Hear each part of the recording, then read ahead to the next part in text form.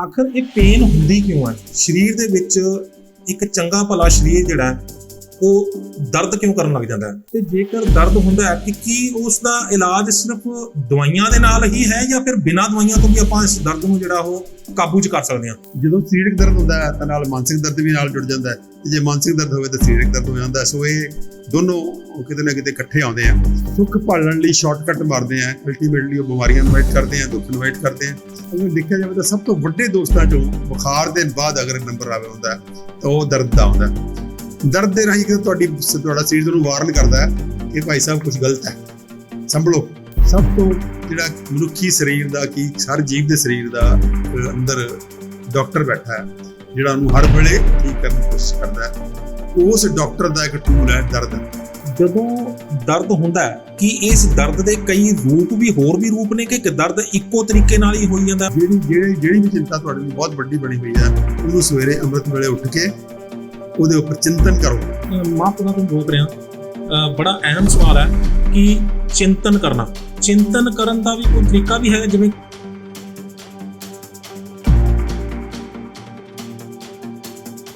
ਹਰ chemical ਜ਼ਹਿਰ ਹੈ, और पैरास्टामोल वो गोली है जिन्हें हजारों लोग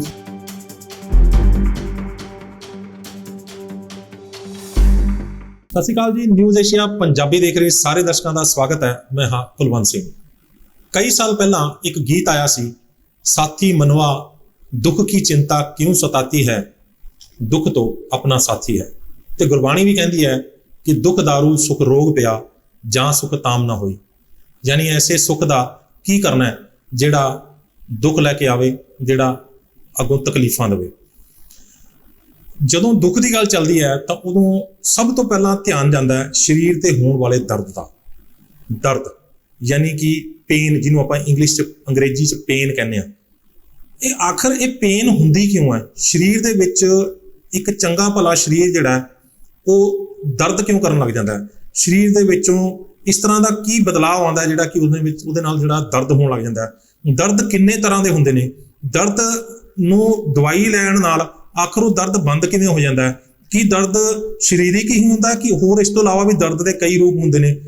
ਇਹ ਸਾਰੇ ਸਵਾਲਾਂ ਨੂੰ ਲੈ ਕੇ ਅੱਜ ਅਸੀਂ ਇੱਕ ਵਾਰ ਫੇਰ ਹਾਜ਼ਰ ਹੋਏ ਹਾਂ ਵਿਸ਼ਵ ਪ੍ਰਸਿੱਧ ਡਾਕਟਰ ਅਮਰ ਸਿੰਘ ਆਜ਼ਾਦ ਹੋਣਾ ਕੋਲ, ਜਿਨ੍ਹਾਂ ਤੋਂ ਆਪਾਂ ਇਹ ਜਾਣਨ ਦੀ ਕੋਸ਼ਿਸ਼ ਕਰਾਂਗੇ ਕਿ ਦਰਦ ਦੇ ਕਿੰਨੇ ਰੂਪ ਨੇ, ਕਿਉਂ ਹੁੰਦਾ ਸਰੀਰ ਦੇ ਵਿੱਚ ਦਰਦ, ਤੇ ਜੇਕਰ ਦਰਦ ਹੁੰਦਾ ਹੈ ਕਿ ਕੀ ਉਸ ਦਾ ਇਲਾਜ ਸਿਰਫ ਦਵਾਈਆਂ ਦੇ ਨਾਲ ਹੀ ਹੈ ਜਾਂ ਫਿਰ ਬਿਨਾਂ ਦਵਾਈਆਂ ਤੋਂ ਵੀ ਆਪਾਂ ਇਸ ਦਰਦ ਨੂੰ ਜਿਹੜਾ ਉਹ ਕਾਬੂ 'ਚ ਕਰ ਸਕਦੇ ਹਾਂ। ਆਓ ਆਪਾਂ ਪੁੱਛਦੇ ਹਾਂ। ਡਾਕਟਰ ਸਾਹਿਬ, ਤੁਹਾਡਾ ਨਿਊਜ਼ ਏਸ਼ੀਆ ਪੰਜਾਬੀ ਤੇ ਬਹੁਤ ਬਹੁਤ ਸਵਾਗਤ ਹੈ। ਸਾਰੇ ਦਰਸ਼ਕਾਂ ਨੂੰ ਬਹੁਤ ਹੀ ਪਿਆਰ ਭਰੀ ਸਤਿ ਸ਼੍ਰੀ ਅਕਾਲ ਜੀ। ਡਾਕਟਰ ਸਾਹਿਬ, ਜਿਵੇਂ ਕਿ ਮੈਂ ਗੱਲ ਸ਼ੁਰੂ ਕੀਤੀ ਹੈ ਕਿ ਦਰਦ ਜਿਹੜੇ ਨੇ ਉਹ ਸਰੀਰ ਨੂੰ ਇੱਕ ਵਾਰ ਝੰਜੋੜ ਕੇ ਰੱਖ ਦਿੰਦੇ ਨੇ। ਦਰਦ ਜਿਹੜਾ ਉਹ ਬੰਦੇ ਕਈ ਵਾਰ ਤੇ ਜਿਹੜਾ ਦਰਦ ਇਸ ਤਰ੍ਹਾਂ ਦਾ ਹੁੰਦਾ ਕਿ ਬਰਦਾਸ਼ਤ ਤੋਂ ਬਾਹਰ ਹੋ ਜਾਂਦਾ ਤੇ ਦਵਾਈਆਂ ਦੇ ਨਾਲ ਹੀ ਉਸ ਨੂੰ ਕੰਟਰੋਲ ਕਰਨਾ ਪੈਂਦਾ, ਹਸਪਤਾਲ ਦਾਖਲ ਵੀ ਕਰਨਾ ਪੈਂਦਾ। ਪਹਿਲਾਂ ਤਾਂ ਸਭ ਤੋਂ ਪਹਿਲਾਂ ਸਾਡੇ ਦਰਸ਼ਕਾਂ ਨੂੰ ਇਹ ਸਮਝਾਓ ਕਿ ਇਹ ਦਰਦ ਹੁੰਦਾ ਕੀ ਹੈ, ਦਰਦ ਕਿਉਂ ਹੁੰਦਾ ਸਰੀਰ ਦੇ ਵਿੱਚ, ਤੇ ਕੀ ਇਹ ਦਰਦ ਵੀ ਇੱਕ ਬੁਖਾਰ ਵਾਂਗੂ ਕੋਈ ਮੀਟਰ ਹੈ ਸਰੀਰ ਦਾ ਜਾਂ ਫਿਰ ਇਹਦੇ ਕੁਝ ਹੋਰ ਰੂਪ ਨੇ? ਕੁਲਵੰਤ ਜੀ, ਬਹੁਤ ਹੀ ਜਿਹਨੂੰ ਕਹਿੰਦੇ ਐਸਾ ਵਿਸ਼ਾ ਹੈ ਜਿਹਦੇ ਉੱਪਰ ਦੁਨੀਆ ਭਰ 'ਚ ਬਹੁਤ ਕੰਮ ਕੀਤਾ ਲੋਕਾਂ ਨੇ, ਜਿਹੜੇ ਕਹਿੰਦੇ ਆ ਕਿ ਦਰਦ ਨੂੰ ਸਮਝਣ ਦੀ ਕੋਸ਼ਿਸ਼ ਕੀਤੀ ਹੈ। ਦਰਦ ਮੁੱਖ ਤੌਰ 'ਤੇ ਆਪਾਂ ਦੇਖੀਏ ਤਾਂ ਸਰੀਰਕ ਹੈ ਤੇ ਮਾਨਸਿਕ ਹੈ। ਦੋ ਤਰ੍ਹਾਂ ਦਾ ਦਰਦ ਹੈ, ਕਿਉਂਕਿ ਸਰੀਰ ਤੇ ਮਨ ਇੱਕੋ ਹੀ ਸਿੱਕੇ ਦੇ ਦੋ ਪਾਸੇ ਨੇ। ਜਦੋਂ ਸਰੀਰਕ ਦਰਦ ਹੁੰਦਾ ਹੈ ਤਾਂ ਨਾਲ ਮਾਨਸਿਕ ਦਰਦ ਵੀ ਨਾਲ ਜੁੜ ਜਾਂਦਾ ਹੈ, ਤੇ ਜੇ ਮਾਨਸਿਕ ਦਰਦ ਹੋਵੇ ਤਾਂ ਸਰੀਰਕ ਦਰਦ ਹੋ ਜਾਂਦਾ। ਸੋ ਇਹ ਦੋਨੋਂ ਕਿਤੇ ਨਾ ਕਿਤੇ ਇਕੱਠੇ ਆਉਂਦੇ ਆ। ਕਈ ਵਾਰੀ ਮੁੱਖ ਸਰੀਰਕ ਦਰਦ ਹੁੰਦਾ ਹੈ ਜਿਹੜਾ ਕਿ ਮਾਨਸਿਕ ਦਰਦ ਵੀ ਨਾਲ ਲਿਆਉਂਦਾ ਹੈ, ਤੇ ਕਈ ਵਾਰੀ ਮੁੱਖ ਮਾਨਸਿਕ ਦਰਦ ਹੁੰਦਾ ਉਹ ਸਰੀਰਕ ਦਰਦ ਲਿਆਉਂਦਾ। ਇਸ ਕਰਕੇ ਤੁਸੀਂ ਪਾਓਗੇ ਜਦੋਂ ਵੀ ਕੋਈ ਪੀੜਾ ਵਾਲਾ ਬੰਦਾ ਹੋਏਗਾ ਦੋਨੋਂ ਗੱਲਾਂ ਹੀ ਹੋਣਗੀਆਂ ਉਹਦੇ 'ਚ। ਉਹ ਮਾਨਸਿਕ ਤੌਰ 'ਤੇ ਵੀ ਜਿਹੜਾ ਹੈ ਦੁਖੀ ਹੋਏਗਾ ਔਰ ਸਰੀਰਕ ਤੌਰ 'ਤੇ ਵੀ ਦੁਖੀ ਹੋਏਗਾ। ਦੂਜਾ ਜਿਹੜਾ ਤੁਹਾਡਾ ਸਵਾਲ ਹੈ ਕਿ ਸਰੀਰ ਜਿਹੜੀ ਇਹ ਦਰਦ ਹੈ ਚੀਜ਼ ਕੀ ਹੈ, ਉਹਦੇ 'ਚ ਬਹੁਤ ਜਿਹੜੀਆਂ ਖੋਜੀਆਂ ਨੇ, ਜਿਹੜਾ ਬਹੁਤ ਗਹਿਰੀ ਖੋਜ ਕੀਤੀ ਹੈ, ਤੇ ਬਹੁਤ ਸਾਡੇ ਅਧਿਆਤਮਕ ਗੁਰੂਆਂ ਨੇ ਸ਼ੁਰੂ ਤੋਂ ਹੀ ਕਿਹਾ, ਜਿਵੇਂ ਤੁਸੀਂ ਗੁਰਬਾਣੀ ਦੀ ਗੱਲ ਕੀਤੀ ਹੈ, ਦੁੱਖ ਦਾਰੂ ਸੁਖ ਰੋਗ ਭਇਆ, ਕਿ ਦੁੱਖ ਜਿਹੜਾ ਉਹ ਦਾਰੂ ਹੈ। ਜੋ ਤੇ ਸਹੀ ਤੌਰ 'ਤੇ ਦੇਖੀਏ ਤਾਂ ਐਂ ਲੱਗਦਾ ਵੀ ਗੁਰੂ ਸਾਹਿਬ ਇਹ ਕੀ ਗੱਲ ਕਰ ਰਹੇ ਆ, ਲੇਕਿਨ ਬਹੁਤ ਤੁਸੀਂ ਗਹਿਰੇ 'ਚ ਦੇਖੋ ਜਦੋਂ, ਕਿਉਂਕਿ ਅਸੀਂ ਤਾਂ ਮੈਡੀਕਲ ਪ੍ਰੋਫੈਸ਼ਨ 'ਚ ਮੈਨੂੰ 50 ਸਾਲ ਹੋ ਗਏ ਵਿਚਰਦਿਆਂ ਨੂੰ, ਤਾਂ ਬਹੁਤ ਹੀ ਗੁਰੂ ਸਾਹਿਬ ਦੀ ਗਹਿਰੀ ਸਮਝ ਹੈ ਕਿ ਦੁੱਖ ਜਿਹੜਾ ਹੈ ਉਹ ਦਾਰੂ ਬਣਦਾ ਹੈ, ਕਿ ਦੁੱਖ ਦੇ ਰਾਹੀਂ ਕੁਦਰਤ ਇਲਾਜ ਕਰਦੀ ਸਾਡਾ। ਤੇ ਜਿਹੜਾ ਸੁੱਖ ਜਿਹੜਾ ਹੈ ਉਹ ਰੋਗ ਲੈ ਕੇ ਆਉਂਦਾ। ਜਦੋਂ ਤੁਸੀਂ ਸੁੱਖ ਦਾ ਰਸਤਾ ਭਾਲਦੇ ਆ ਤਾਂ ਉਹ ਰੋਗ ਲੈ ਕੇ ਆਉਂਦਾ। ਬਿਲਕੁਲ ਤੁਸੀਂ ਦੇਖੋਗੇ ਤਾਂ ਤੁਹਾਡੇ ਚਾਰ ਚਫੇਰੇ ਵਰਤਾਰਾ ਦਿਖੇਗਾ ਕਿ ਜਿਹੜੇ ਲੋਕ ਸੁੱਖ ਭਾਲਣ ਲਈ ਸ਼ਾਰਟਕਟ ਮਾਰਦੇ ਆ, ਅਲਟੀਮੇਟਲੀ ਉਹ ਬਿਮਾਰੀਆਂ ਇਨਵਾਈਟ ਕਰਦੇ ਆ, ਦੁੱਖ ਇਨਵਾਈਟ ਕਰਦੇ ਆ। ਤੇ ਜਿਹੜੇ ਲੋਕ ਦੁੱਖ ਨੂੰ ਸਹਿ ਲੈਂਦੇ ਆ ਉਹ ਕਿਤੇ ਨਾ ਕਿਤੇ ਤੰਦਰੁਸਤ ਹੋ ਜਾਂਦੇ ਆ। ਤਾਂ ਇਹ ਜਿਹੜਾ ਦਰਦ ਹੈ ਇਹ ਸਿੱਧਾ ਹੀ ਇੱਕ ਕਈ ਤਰ੍ਹਾਂ ਨਾਲ ਸਾਡਾ ਦੋਸਤ ਹੈ। ਸਾਡਾ ਦੋਸਤ ਹੈ ਦਰਦ। ਜਿਸ ਤਰ੍ਹਾਂ ਬੁਖਾਰ ਸਾਡਾ ਦੋਸਤ ਹੈ, ਇਸੇ ਤਰ੍ਹਾਂ ਦਰਦ ਵੀ ਸਾਡਾ ਦੋਸਤ ਹੈ। ਵੈਸੇ ਤਾਂ ਸਾਰੀਆਂ ਲਾਮਤਾਂ ਸਾਡਾ ਦੋਸਤ ਨੇ, ਉਹ 'ਚ ਬਾਕੀ ਖਾਂਸੀ ਹੈ, ਛਿੱਕਾਂ ਲੱਗਣੀਆਂ ਹੈ, ਖਾਰਿਸ਼ ਹੋਣੀ ਹੈ, ਸਾਰੇ ਦੋਸਤ ਨੇ। ਲੇਕਿਨ ਅਗਰ ਦੇਖਿਆ ਜਾਵੇ ਤਾਂ ਸਭ ਤੋਂ ਵੱਡੇ ਦੋਸਤਾਂ 'ਚੋਂ ਬੁਖਾਰ ਦੇ ਬਾਅਦ ਅਗਰ ਨੰਬਰ ਆਵੇ ਹੁੰਦਾ ਤਾਂ ਉਹ ਦਰਦ ਦਾ ਆਉਂਦਾ। ਦਰਦ ਦੇ ਰਾਹੀਂ ਕਿ ਤੁਹਾਡਾ ਸਰੀਰ ਤੁਹਾਨੂੰ ਵਾਰਨ ਕਰਦਾ ਹੈ ਕਿ ਭਾਈ ਸਾਹਿਬ ਕੁਝ ਗਲਤ ਹੈ, ਸੰਭਲੋ ਜੀ। ਵਾਰਨਿੰਗ ਸਿਗਨਲ ਹੈ ਕਿ ਤੁਹਾਡੇ ਸਰੀਰ ਦੇ ਅੰਦਰ ਕਿਤੇ ਨਾ ਕਿਤੇ ਕੁਝ ਗੜਬੜ ਹੋ ਰਹੀ ਹੈ। ਤੁਸੀਂ ਸੋਚ ਕੇ ਦੇਖੋ ਵੀ ਜੇ ਸਾਨੂੰ ਦਰਦ ਨਾ ਹੋਵੇ ਤਾਂ ਸਾਡੇ ਤਾਂ ਅੱਧੇ ਅੰਗ ਖਰਾਬ ਹੋ ਜਾਣ ਜੀ। ਤੁਹਾਨੂੰ ਪਤਾ ਨਹੀਂ ਲੱਗੇ, ਪਤਾ ਉਦੋਂ ਲੱਗੇ ਜੇ ਬੰਦਾ ਮਰ ਗਿਆ ਜਾਂ ਬੰਦਾ ਬਿਸਤਰੇ ਤੇ ਪੈ ਗਿਆ। ਤਾਂ ਬਹੁਤ ਅਰਲੀ ਸਾਈਨ ਆਉਂਦਾ ਹੈ ਦਰਦ ਦਾ ਕਿਤੇ ਨਾ ਕਿਤੇ, ਚਾਹੇ ਪੱਥਰੀ ਬਣ ਗਈ ਹੈ, ਚਾਹੇ ਕੋਈ ਸੋਜਿਸ਼ ਹੈ, ਚਾਹੇ ਕੋਈ ਪੇਟ ਦੇ ਅੰਦਰ ਫੂਡ ਪਾਇਜ਼ਨਿੰਗ ਹੋ ਗਈ ਹੈ, ਚਾਹੇ ਤੁਹਾਨੂੰ ਖਾਂਸੀ, ਚਾਹੇ ਹਾਰਟ ਦੀ ਪ੍ਰੋਬਲਮ ਹੈ। ਤਾਂ ਸਾਡੇ ਕੋਲ ਵਾਰਨਿੰਗ ਸਿਗਨਲ ਕੀ ਹੈ? ਦਰਦ ਹੈ। ਇਹ ਇਕੱਲਾ ਵਾਰਨਿੰਗ ਸਿਗਨਲ ਹੀ ਨਹੀਂ ਹੈ, ਇਹ ਕੁਦਰਤ ਦਾ ਇੱਕ ਵੈਪਨ ਹੈ ਸਾਨੂੰ ਠੀਕ ਕਰਨ ਦਾ। ਜਿਹੜਾ ਸਰੀਰ ਦੇ ਅੰਦਰ ਇਨਬਿਲਟ ਸਿਸਟਮ ਹੈ, ਜਿਹਨੂੰ ਅਸੀਂ ਕਹਿੰਦੇ ਹਾਂ ਹੀਲਿੰਗ ਪ੍ਰੋਸੈਸ ਹੈ। ਸਾਡੇ ਅੰਦਰ ਕੁਦਰਤ ਨੇ ਬਹੁਤ ਵੱਡਾ ਇੱਕ ਡਾਕਟਰ ਬਿਠਾਇਆ ਹੋਇਆ। ਸਭ ਤੋਂ ਜਿਹੜਾ ਮਨੁੱਖੀ ਸਰੀਰ ਦਾ ਕੀ ਹਰ ਜੀਵ ਦੇ ਸਰੀਰ ਦਾ ਇੱਕ ਅੰਦਰ ਡਾਕਟਰ ਬੈਠਾ ਹੈ ਜਿਹੜਾ ਉਹਨੂੰ ਹਰ ਵੇਲੇ ਠੀਕ ਕਰਨ ਦੀ ਕੋਸ਼ਿਸ਼ ਕਰਦਾ ਹੈ। ਉਸ ਡਾਕਟਰ ਦਾ ਇੱਕ ਟੂਲ ਹੈ ਦਰਦ, ਕਿ ਚੇਤਨਾ, ਜੇ ਮੇਰੇ ਗੋਡੇ 'ਚ ਦਰਦ ਹੋ ਰਹੀ ਹੈ ਤਾਂ ਮੇਰਾ ਸਰੀਰ ਦਰਦ ਪੈਦਾ ਕਰਕੇ ਮੇਰੀ ਸਾਰੇ ਸਰੀਰ ਦੀ ਚੇਤਨਾ ਨੂੰ ਉੱਥੇ ਫੋਕਸ ਕਰ ਰਿਹਾ ਤਾਂ ਕਿ ਉਹ ਠੀਕ ਹੋ ਜਾਵੇ। ਔਰ ਅੱਜ ਦਰਦ ਪੈਦਾ ਕਰਨ ਲਈ ਕਿੰਨੀਆਂ ਥੈਰੇਪੀਜ਼ ਨੇ। ਤੁਸੀਂ ਐਕੂਪ੍ਰੈਸ਼ਰ ਹੈ, ਐਕੂਪੰਕਚਰ ਹੈ, ਟੈਪਿੰਗ ਥੈਰੇਪੀ ਅੱਜ ਕੱਲ੍ਹ ਆ ਗਈ ਹੈ। ਅਸੀਂ ਸਰੀਰ ਦੇ ਉਸ ਪਾਰਟ ਨੂੰ ਟੈਪ ਕਰਦੇ ਹਾਂ। ਟੈਪ ਕੀ ਹੈ? ਟੈਪਿੰਗ ਫਿਰ ਹਲਕਾ ਜਿਹਾ ਦਰਦ ਕ੍ਰੀਏਟ ਕਰਦੇ ਹਾਂ ਅਸੀਂ। ਪੀਟੋਥੈਰੇਪੀ। ਹਾਂ, ਪੀਟੋਥੈਰੇਪੀ ਵੀ ਕਹਿ ਦਿੰਦੇ ਹਾਂ, ਉਹਦਾ ਬੜਾ ਪਾਪੂਲਰ ਨਾਮ ਬਣਿਆ ਪੀਟੋਥੈਰੇਪੀ। ਤਾਂ ਉਸ ਤੋਂ ਬਾਅਦ ਯੋਗਾ ਦੇ ਜਿਹੜੇ ਆਸਨ ਨੇ, ਯੋਗਾ ਦੇ ਜਿਹੜੇ ਆਸਨ ਨੇ, ਜਦੋਂ ਅਸੀਂ ਜਾ ਕੇ ਆਸਨ 'ਚ ਐਂਡ ਤੇ ਰੁਕਦੇ ਹਾਂ ਤਾਂ ਹਲਕੀ ਜੀ ਪੇਨ ਹੁੰਦੀ ਹੈ। ਹਲਕਾ ਜਿਹਾ ਜਦੋਂ ਯੋਗਾ ਦੇ ਆਸਨ ਦੇ ਅੰਦਰ ਜਿਹੜਾ ਅੰਦਰ ਰੁਕਣ ਦਾ ਪੜਾਅ ਹੁੰਦਾ ਉਹਦੇ ਅੰਦਰ ਹਲਕੀ ਪੇਨ ਹੁੰਦੀ ਹੈ। ਤਾਂ ਇਹ ਪੇਨ ਜਿਹੜੀ ਹੈ ਅਸੀਂ ਚਾਹੇ ਕੁਦਰਤੀ ਹੋਵੇ ਤੇ ਚਾਹੇ ਅਸੀਂ ਪੈਦਾ ਕਰੀਏ ਆਪਣੀ ਥੈਰੇਪੀਜ਼ ਨਾਲ, ਅਲਟੀਮੇਟਲੀ ਕੀ ਕਰਦੀ ਹੈ ਕਿ ਸਾਡੇ ਸਰੀਰ ਦੀ ਚੇਤਨਾ ਨੂੰ ਉਸ ਅੰਗ ਦੇ ਉੱਪਰ ਫੋਕਸ ਕਰਕੇ ਸਾਨੂੰ ਅੰਦਰੋਂ ਹੀਲ ਕਰਦੀ ਹੈ। ਸੋ ਇਸ ਕਰਕੇ ਦਰਦ ਜਿਹੜੀ ਹੈ ਉਹ ਦੋਨੋਂ ਗੱਲਾਂ ਨੇ, ਸਾਡਾ ਵਾਰਨਿੰਗ ਸਿਗਨਲ ਵੀ ਹੈ ਔਰ ਸਾਡੇ ਲਈ ਇੱਕ ਹੀਲਿੰਗ ਪ੍ਰੋਸੈਸ ਵੀ ਹੈ। ਸੋ ਇਹ ਤਾਂ ਤੁਸੀਂ ਦੱਸਿਆ ਵੀ ਦਰਦ ਹੁੰਦਾ ਕੀ ਹੈ, ਤੇ ਜਦੋਂ ਦਰਦ ਹੁੰਦਾ ਕਿ ਇਸ ਦਰਦ ਦੇ ਕਈ ਰੂਪ ਵੀ ਹੋਰ ਵੀ ਰੂਪ ਨੇ, ਕਿ ਦਰਦ ਇੱਕੋ ਤਰੀਕੇ ਨਾਲ ਹੀ ਹੋਈ ਜਾਂਦਾ ਵੀ ਜਿਵੇਂ ਪੱਥਰੀ ਦਾ ਦਰਦ ਹੈ ਤਾਂ ਵੀ ਉਸੇ ਤਰ੍ਹਾਂ ਹੋਣਾ, ਜਾਂ ਜੇ ਕਿਸੇ ਦੇ ਚੁੰਡੀ ਵੱਢਤੀ ਤੇ ਤਾਂ ਵੀ ਉਵੇਂ ਹੋਣਾ, ਜਾਂ ਕਿਸੇ ਦਾ ਕੋਈ ਅੰਗ ਵੱਢਿਆ ਗਿਆ ਤੇ ਤਾਂ ਵੀ ਉਵੇਂ ਹੋਣਾ। ਤੇ ਇਹ ਦਰਦ ਦਾ ਸਿਗਨਲ ਜਿਹੜਾ ਦਿਮਾਗ ਦੇ ਵਿੱਚ, ਜਿਹੜਾ ਸਭ ਤੋਂ ਵੱਡਾ ਸਵਾਲ ਆਉਂਦਾ ਵੀ ਦਰਦ ਦਾ ਸਿਗਨਲ ਜਿਹੜਾ ਸਰੀਰ ਦੇ ਕਿਹੜੇ ਹਿੱਸੇ ਦੇ ਰਾਹੀਂ ਜਿਹੜਾ ਦਿਮਾਗ ਨੂੰ ਜਾਂਦਾ? ਕੁਲਵੰਤ ਜੀ, ਬਹੁਤ ਵਧੀਆ ਸਵਾਲ ਹੈ ਤੁਹਾਡਾ। ਦਰਦ ਜਿਹੜੀ ਇੱਕੋ ਜਿਹੀ ਨਹੀਂ ਹੁੰਦੀ। ਹਰ ਸਰੀਰ ਦੇ ਅੰਗ ਦੀ ਦਰਦ ਅਲੱਗ-ਅਲੱਗ ਹੈ, ਹਰ ਕਾਰਨ ਦੀ ਦਰਦ ਅਲੱਗ-ਅਲੱਗ ਹੈ ਜੀ। ਤੇ ਸਰੀਰ ਦੀ ਦਰਦ ਹੋਰ ਤਰ੍ਹਾਂ ਦੀ ਹੈ, ਮਨ ਦੀ ਦਰਦ ਹੋਰ ਤਰ੍ਹਾਂ ਦੀ ਹੈ। ਤੇ ਜਿਹੜੀ ਆਪਾਂ ਗੱਲ ਕਰ ਰਹੇ ਸੀਗੇ, ਸਾਡਾ ਇਹ ਜਿਹੜਾ ਜਿਹਨੂੰ ਕਹਿੰਦੇ ਆ ਡਿਫੈਂਸ ਸਿਸਟਮ ਹੈ, ਸਾਨੂੰ ਠੀਕ ਕਰਦਾ ਹੈ। ਉਹ ਜੇ ਆਪਾਂ ਮਾਨਸਿਕ ਜੇ ਮਾਨਸਿਕ ਪੱਧਰ ਤੇ ਸੋਚੀਏ ਤਾਂ ਤੁਸੀਂ ਸੋਚ ਕੇ ਦੇਖੋ ਵੀ ਜਦੋਂ ਚਿੰਤਾ ਕਰਦੇ ਹਾਂ ਅਸੀਂ, ਚਿੰਤਾ ਆਮ ਵੀ ਬਹੁਤ ਚਿੰਤਾ ਹੁੰਦੀ ਮੈਨੂੰ, ਤੇ ਮੇਰੇ ਇੱਕੋ ਹੀ ਗੱਲ ਤੇ ਇੱਕੋ ਹੀ ਥਾਂ ਤੇ ਖਿਆਲ ਜਾਈ ਜਾਂਦਾ ਬਾਰ-ਬਾਰ ਇੱਕੋ ਹੀ ਥਾਂ ਤੇ। ਤਾਂ ਕੀ ਕਰ ਰਹੇ ਆ ਸਰੀਰ, ਕੀ ਕਰ ਰਿਹਾ, ਕੁਦਰਤ ਕੀ ਕਰ ਰਹੀ ਹੈ? ਤੁਹਾਨੂੰ ਤੁਹਾਡਾ ਜਿਹੜਾ ਮਸਲਾ ਤੁਸੀਂ ਸੋਲਵ ਨਹੀਂ ਕਰ ਪਾ ਰਹੇ, ਜਿਹੜਾ ਮਸਲਾ ਮੁੱਦਾ ਹੱਲ ਨਹੀਂ ਹੋ ਰਿਹਾ, ਕੁਦਰਤ ਤੁਹਾਡੀ ਚੇਤਨਾ ਨੂੰ ਉੱਥੇ ਫੋਕਸ ਕਰ ਰਹੀ ਹੈ। ਔਰ ਜੇ ਤੁਸੀਂ ਉਹਨੂੰ ਜੀ ਆਇਆਂ ਕਹੋ ਤਾਂ ਤੁਸੀਂ ਪਾਓਗੇ। ਔਰ ਖਾਸ ਕਰਕੇ ਮੈਂ ਬਹੁਤ ਕਮਾਲ ਦਾ ਜਿਹੜਾ ਸਰੀਰ ਦੇ ਅੰਦਰ ਵਰਤਾਰਾ ਹੈ, ਜੇ ਅਸੀਂ ਅਰਲੀ ਮਾਰਨਿੰਗ ਸਵੇਰੇ ਉੱਠ ਕੇ ਅੰਮ੍ਰਿਤ ਵੇਲਾ ਜਿਹਨੂੰ ਆਪਾਂ ਕਹਿੰਦੇ ਹਾਂ, ਅੰਮ੍ਰਿਤ ਵੇਲੇ ਜੇ ਅਸੀਂ ਉਸ ਚਿੰਤਾ ਦੇ ਉੱਪਰ ਫੋਕਸ ਕਰ ਲਓ ਜਿਹੜੀ ਚਿੰਤਾ ਤੁਹਾਨੂੰ ਸਾਰਾ ਦਿਨ ਸਤਾਉਂਦੀ ਹੈ, ਤੇ ਜੇ ਤੁਸੀਂ ਅੱਧਾ ਘੰਟਾ ਫੋਕਸ ਕਰ ਲਓ ਸਵੇਰੇ ਉੱਠ ਕੇ, ਤਾਂ ਤੁਸੀਂ ਬਹੁਤ ਵਾਰੀ ਪਾਓਗੇ ਕਿ ਤੁਹਾਨੂੰ ਅੰਤ 'ਚ ਕੁਦਰਤ ਇੱਕ ਤੁਹਾਡੇ ਕੰਨ 'ਚ ਫੂਕ ਮਾਰ ਜਾਂਦੀ ਹੈ ਕਿ ਆਹ ਤਰੀਕਾ ਹੈ ਇਹਨੂੰ ਹੱਲ ਕਰਨ ਦਾ। ਬਹੁਤ ਵਾਰੀ ਤੁਸੀਂ ਕਦੇ ਅਜਮਾ ਲਿਓ। ਅੱਛਾ, ਜਿਹੜੀ ਵੀ ਚਿੰਤਾ ਤੁਹਾਡੇ ਲਈ ਬਹੁਤ ਵੱਡੀ ਬਣੀ ਹੋਈ ਹੈ, ਉਹਨੂੰ ਸਵੇਰੇ ਅੰਮ੍ਰਿਤ ਵੇਲੇ ਉੱਠ ਕੇ ਉਹਦੇ ਉੱਪਰ ਚਿੰਤਨ ਕਰੋ। ਉਹ ਕਿਸ ਤਰ੍ਹਾਂ ਜੀ? ਚਿੰਤਨ ਕਰੋ, ਬਸ ਅੱਖਾਂ ਬੰਦ ਕਰੋ ਤੇ ਉਹਦੇ ਉੱਪਰ ਚਿੰਤਨ ਕਰੋ, ਤੇ ਉਹ ਤੁਹਾਨੂੰ ਉਹਦੇ ਅੱਡ ਵਿਚਾਰ ਆਉਣਗੇ।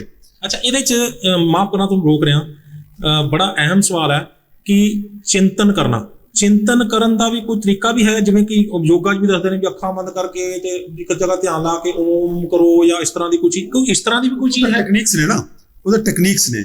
ਚਿੰਤਨ ਦਾ ਮਤਲਬ ਹੈ ਕਿ ਆਪਣੇ ਮਾਈਂਡ ਨੂੰ ਉੱਥੇ ਹੀ ਫੋਕਸ ਕਰਨਾ ਜਿਹੜੀ ਸਮੱਸਿਆ ਸਾਨੂੰ ਤੰਗ ਕਰ ਰਹੀ ਹੈ, ਜਿਹੜੀ ਸਮੱਸਿਆ ਬਾਰੇ ਸਾਡਾ ਧਿਆਨ ਬਾਰ-ਬਾਰ ਜਾ ਰਿਹਾ, ਉਹਦੇ ਤੇ ਚਿੰਤਨ ਕਰਨਾ, ਯਾਨੀ ਕਿ ਚੇਤਨ ਤੌਰ ਤੇ ਕਰਨਾ। ਉਹ ਧੱਕੇ ਨਾਲ ਆ ਰਿਹਾ ਸੀ ਨਾ ਜੀ, ਪਹਿਲਾਂ ਧੱਕੇ ਨਾਲ ਆਏਗਾ ਤਾਂ ਤੁਹਾਨੂੰ ਉਹ ਚਿੰਤਾ ਪੈਦਾ ਕਰੇਗਾ।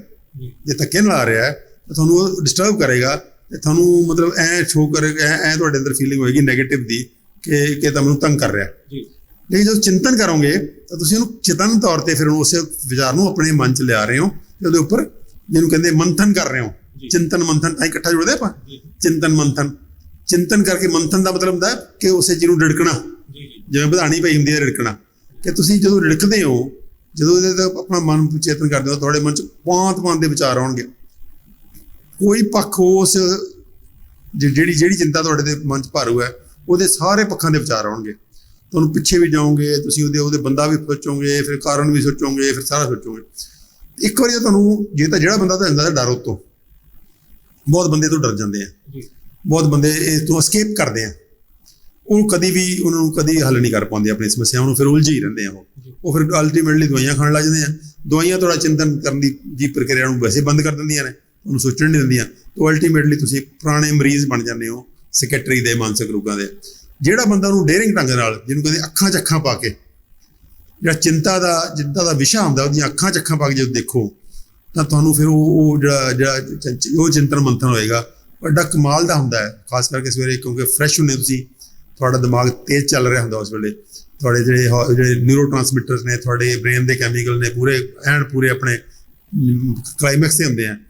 ਤਾਂ ਤੁਹਾਨੂੰ ਕੁਦਰਤ ਅੰਤ 'ਚ ਹੋ ਸਕਦਾ ਹੈ ਅਗਰ ਕੋਈ ਬਹੁਤ ਵੱਡੀ ਸਮੱਸਿਆ ਹੋਵੇ ਤਾਂ ਇੱਕ ਦਿਨ 'ਚ ਪਹਿਲੇ ਦਿਨ ਤੁਹਾਨੂੰ ਉਹ ਸੁਨੇਹਾ ਨਾ ਆਵੇ, ਦੂਜੇ ਦਿਨ, ਤੀਜੇ ਦਿਨ, ਚੌਥੇ ਦਿਨ, ਪੰਜਵੇਂ ਦਿਨ ਆ ਜਾਏ, ਲੇਕਿਨ ਆਏਗਾ ਉਹਦਾ ਇੰਤਜ਼ਾਰ ਕਰੋ। ਤੇ ਉਹ ਚਿੰਤਨ ਮੰਥਨ ਨੂੰ ਰੋਜ਼ ਸੋਚ ਕੇ ਰੱਖੋ ਵੀ ਮੈਂ ਸਵੇਰੇ ਉੱਠ ਕੇ ਅੱਧਾ ਘੰਟਾ 15 ਮਿੰਟ ਇਹਦਾ ਚਿੰਤਨ ਮੰਥਨ ਕਰਨਾ ਹੀ ਕਰਨਾ।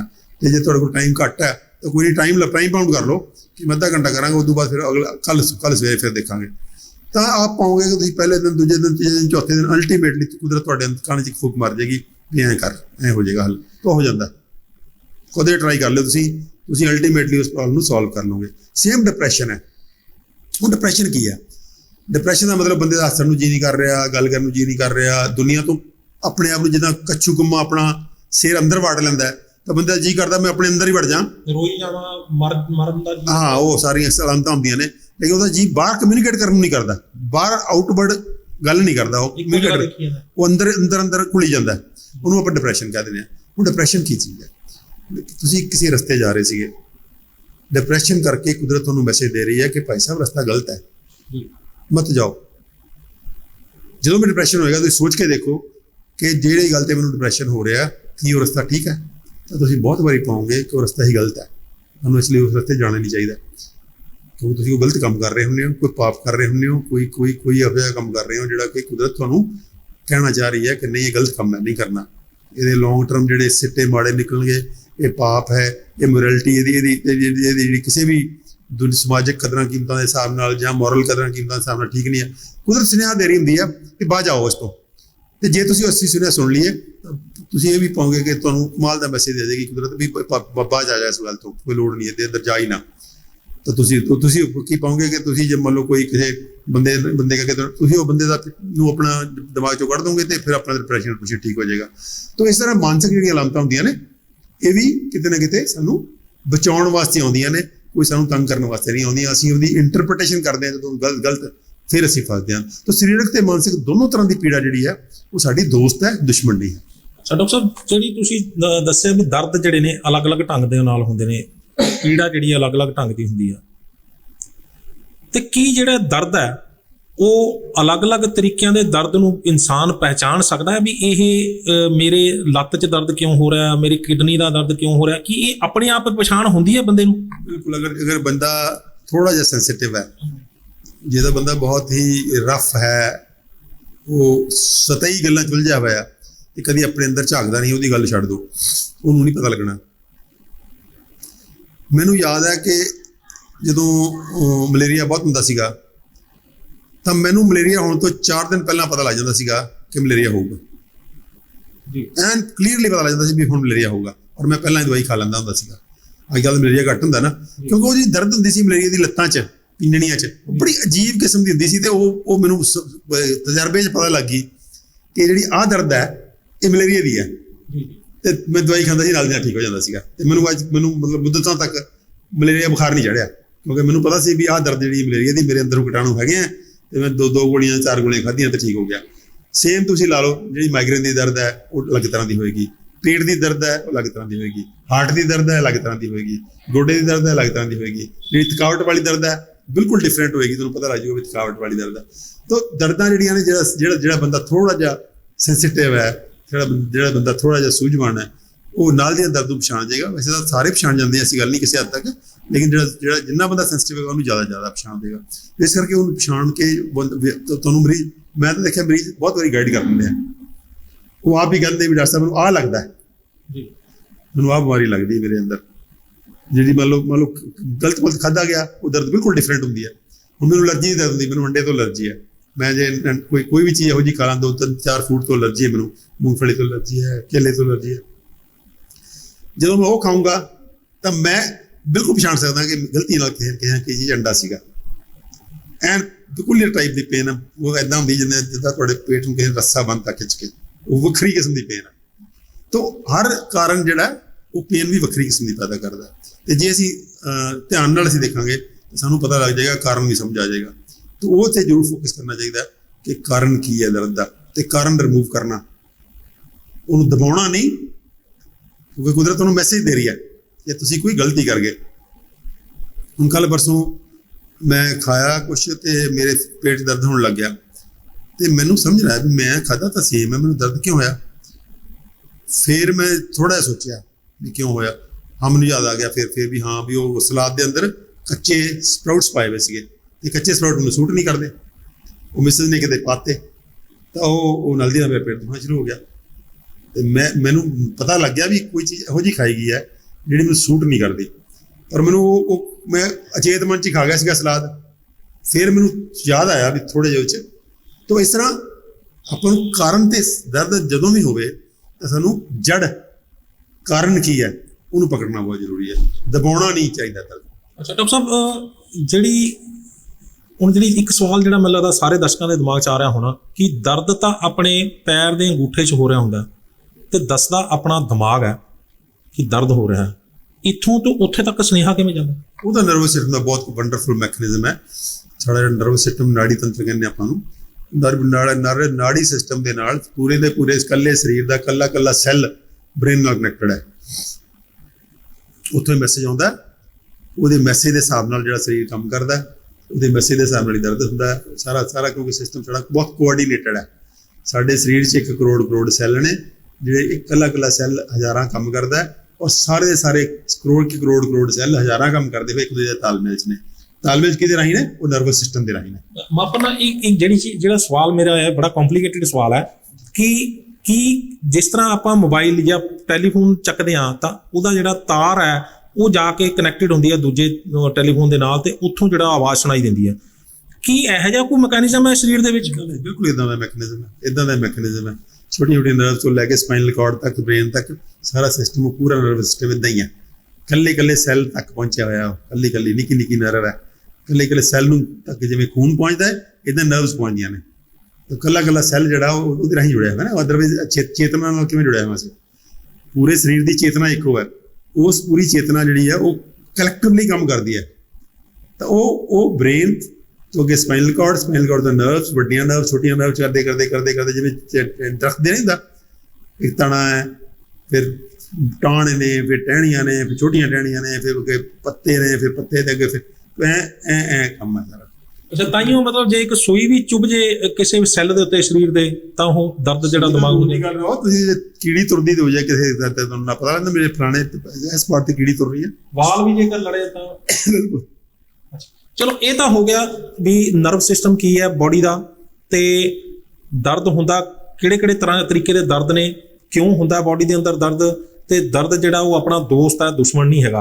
ਹੁਣ ਆਈਏ ਵੀ ਇਹ ਦਰਦ ਜਿਹੜੇ ਨੇ, ਇਹਨਾਂ ਦਾ ਇਲਾਜ ਕੀ ਆਪਾਂ ਨੂੰ ਦਰਦ ਬੰਦ ਕਰਨੇ ਚਾਹੀਦੇ ਨੇ? ਪਹਿਲੀ ਗੱਲ ਤਾਂ ਇਹ ਹੈ ਵੀ ਜਿਸ ਤਰ੍ਹਾਂ ਤੁਸੀਂ ਦੱਸਿਆ ਵੀ ਬੁਖਾਰ ਜਿਹੜੇ ਨੇ ਉਹ ਉਤਾਰਨਾ ਨਹੀਂ ਚਾਹੀਦਾ, ਕੀ ਆਪਾਂ ਨੂੰ ਦਰਦ ਵੀ ਜਿਹੜੇ ਉਹ ਬੰਦ ਕਰਨੇ ਚਾਹੀਦੇ ਨੇ?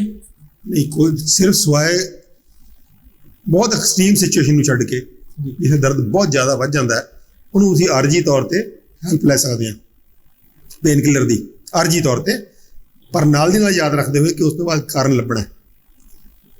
ਦਰਦ ਨੂੰ ਬਾਈ ਐਂਡ ਲਾਰਜ ਸਪਰੈਸ ਨਹੀਂ ਕਰਨਾ ਚਾਹੀਦਾ, ਦਬਾਉਣਾ ਨਹੀਂ ਚਾਹੀਦਾ ਬਾਈ ਐਂਡ ਲਾਰਜ। ਮਤਲਬ ਇਹ ਜਿਹੜਾ ਐਕਸਟ੍ਰੀਮ ਪੇਨ ਵਾਲਾ ਸਿਚੁਏਸ਼ਨ ਹੁੰਦੀ ਹੈ, ਇਹ 1% ਤੋਂ ਵੀ ਘੱਟ ਲੋਕਾਂ ਨੂੰ ਹੁੰਦੀ ਹੈ। ਜਿਹੜੇ ਪੇਨ ਦੇ, ਮੰਨ ਲਓ ਤੁਹਾਡੇ ਕੋਲ 100 ਬੰਦਾ ਜਿਹੜਾ ਪੇਨ ਕੰਪਲੇਂਟ ਕਰ ਰਿਹਾ, ਉਹ 'ਚੋਂ 99% ਉਹਨੇ ਜਿਹਨੂੰ ਹਲਕੀ ਫੁਲਕੀ ਦਰਦ ਹੈ ਜਾਂ ਮੀਡੀਅਮ ਜੀ ਦਰਦ, ਸਾਰੇ ਪੇਨ ਕਿਲਰ ਖਾਈ ਜਾਂਦੇ ਆ। ਮਾੜਾ ਜਿਹਾ ਸਰੀਰ ਦੁਖਿਆ ਨਹੀਂ, ਸਿਰ ਦੁਖਿਆ ਨਹੀਂ, ਨਾਲ ਦੀ ਨਾਲ ਗੋਲੀ ਠੋਕਦੇ ਅੰਦਰ, ਡੋਲੋ 650।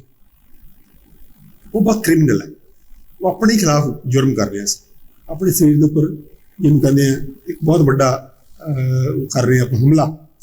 ਕਿਉਂਕਿ ਕੈਮੀਕਲ ਖਾਣਾ ਜਿਹੜਾ ਹੈ ਬਹੁਤ ਵੱਡਾ ਇੱਕ, ਜਿਹਨੂੰ ਕਹਿੰਦੇ ਆ ਨੁਕਸਾਨ ਕਰ ਰਹੇ ਆਪਾਂ।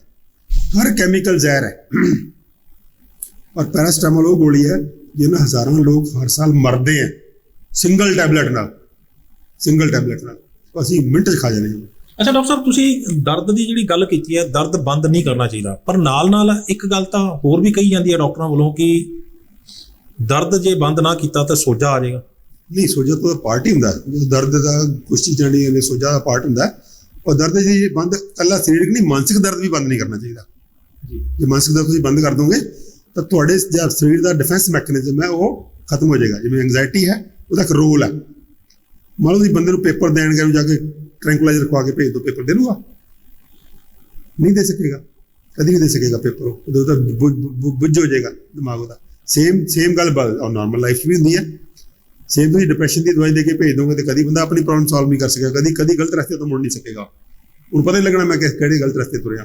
ਤੇ ਇਸ ਕਰਕੇ ਸਰੀਰਕ ਤੇ ਮਾਨਸਿਕ ਦੋਨਾਂ ਪੀੜਾਂ ਦੇ ਵਿੱਚ ਪੇਨ ਕਿਲਰ ਜਿਹੜਾ ਸਿਰਫ ਐਕਸਟ੍ਰੀਮ ਸਿਚੁਏਸ਼ਨ 'ਚ ਖਾਣਾ ਚਾਹੀਦਾ। ਹਾਂ, ਰਿਲੀਫ ਲੈਣਾ, ਉਹਦੇ ਨੌਨ ਫਾਰਮਾਕੋਲੋਜੀਕਲ ਤਰੀਕੇ ਬਹੁਤ ਉੱਤਮ ਹੈਗੇ ਆ, ਉਹ ਲੈਣੇ ਚਾਹੀਦੇ ਆ। ਬਿਨਾਂ ਜ਼ਹਿਰ ਅੰਦਰ ਪਾਏ ਪੇਨ ਤੋਂ ਰਿਲੀਫ ਲੈਣਾ ਮੈਂ, ਉਹ ਤਰੀਕੇ ਇਹੋ ਜਿਹੇ ਨੇ ਕਿ ਜਿਹੜੇ ਉਲਟਾ ਕਿਉਰ ਵੀ ਕਰਦੇ ਫਿਰ ਉਹਨੂੰ। ਅੱਛਾ, ਇਹ ਇੱਕ ਆਪਾਂ ਉੱਥੇ ਆਵਾਂਗੇ।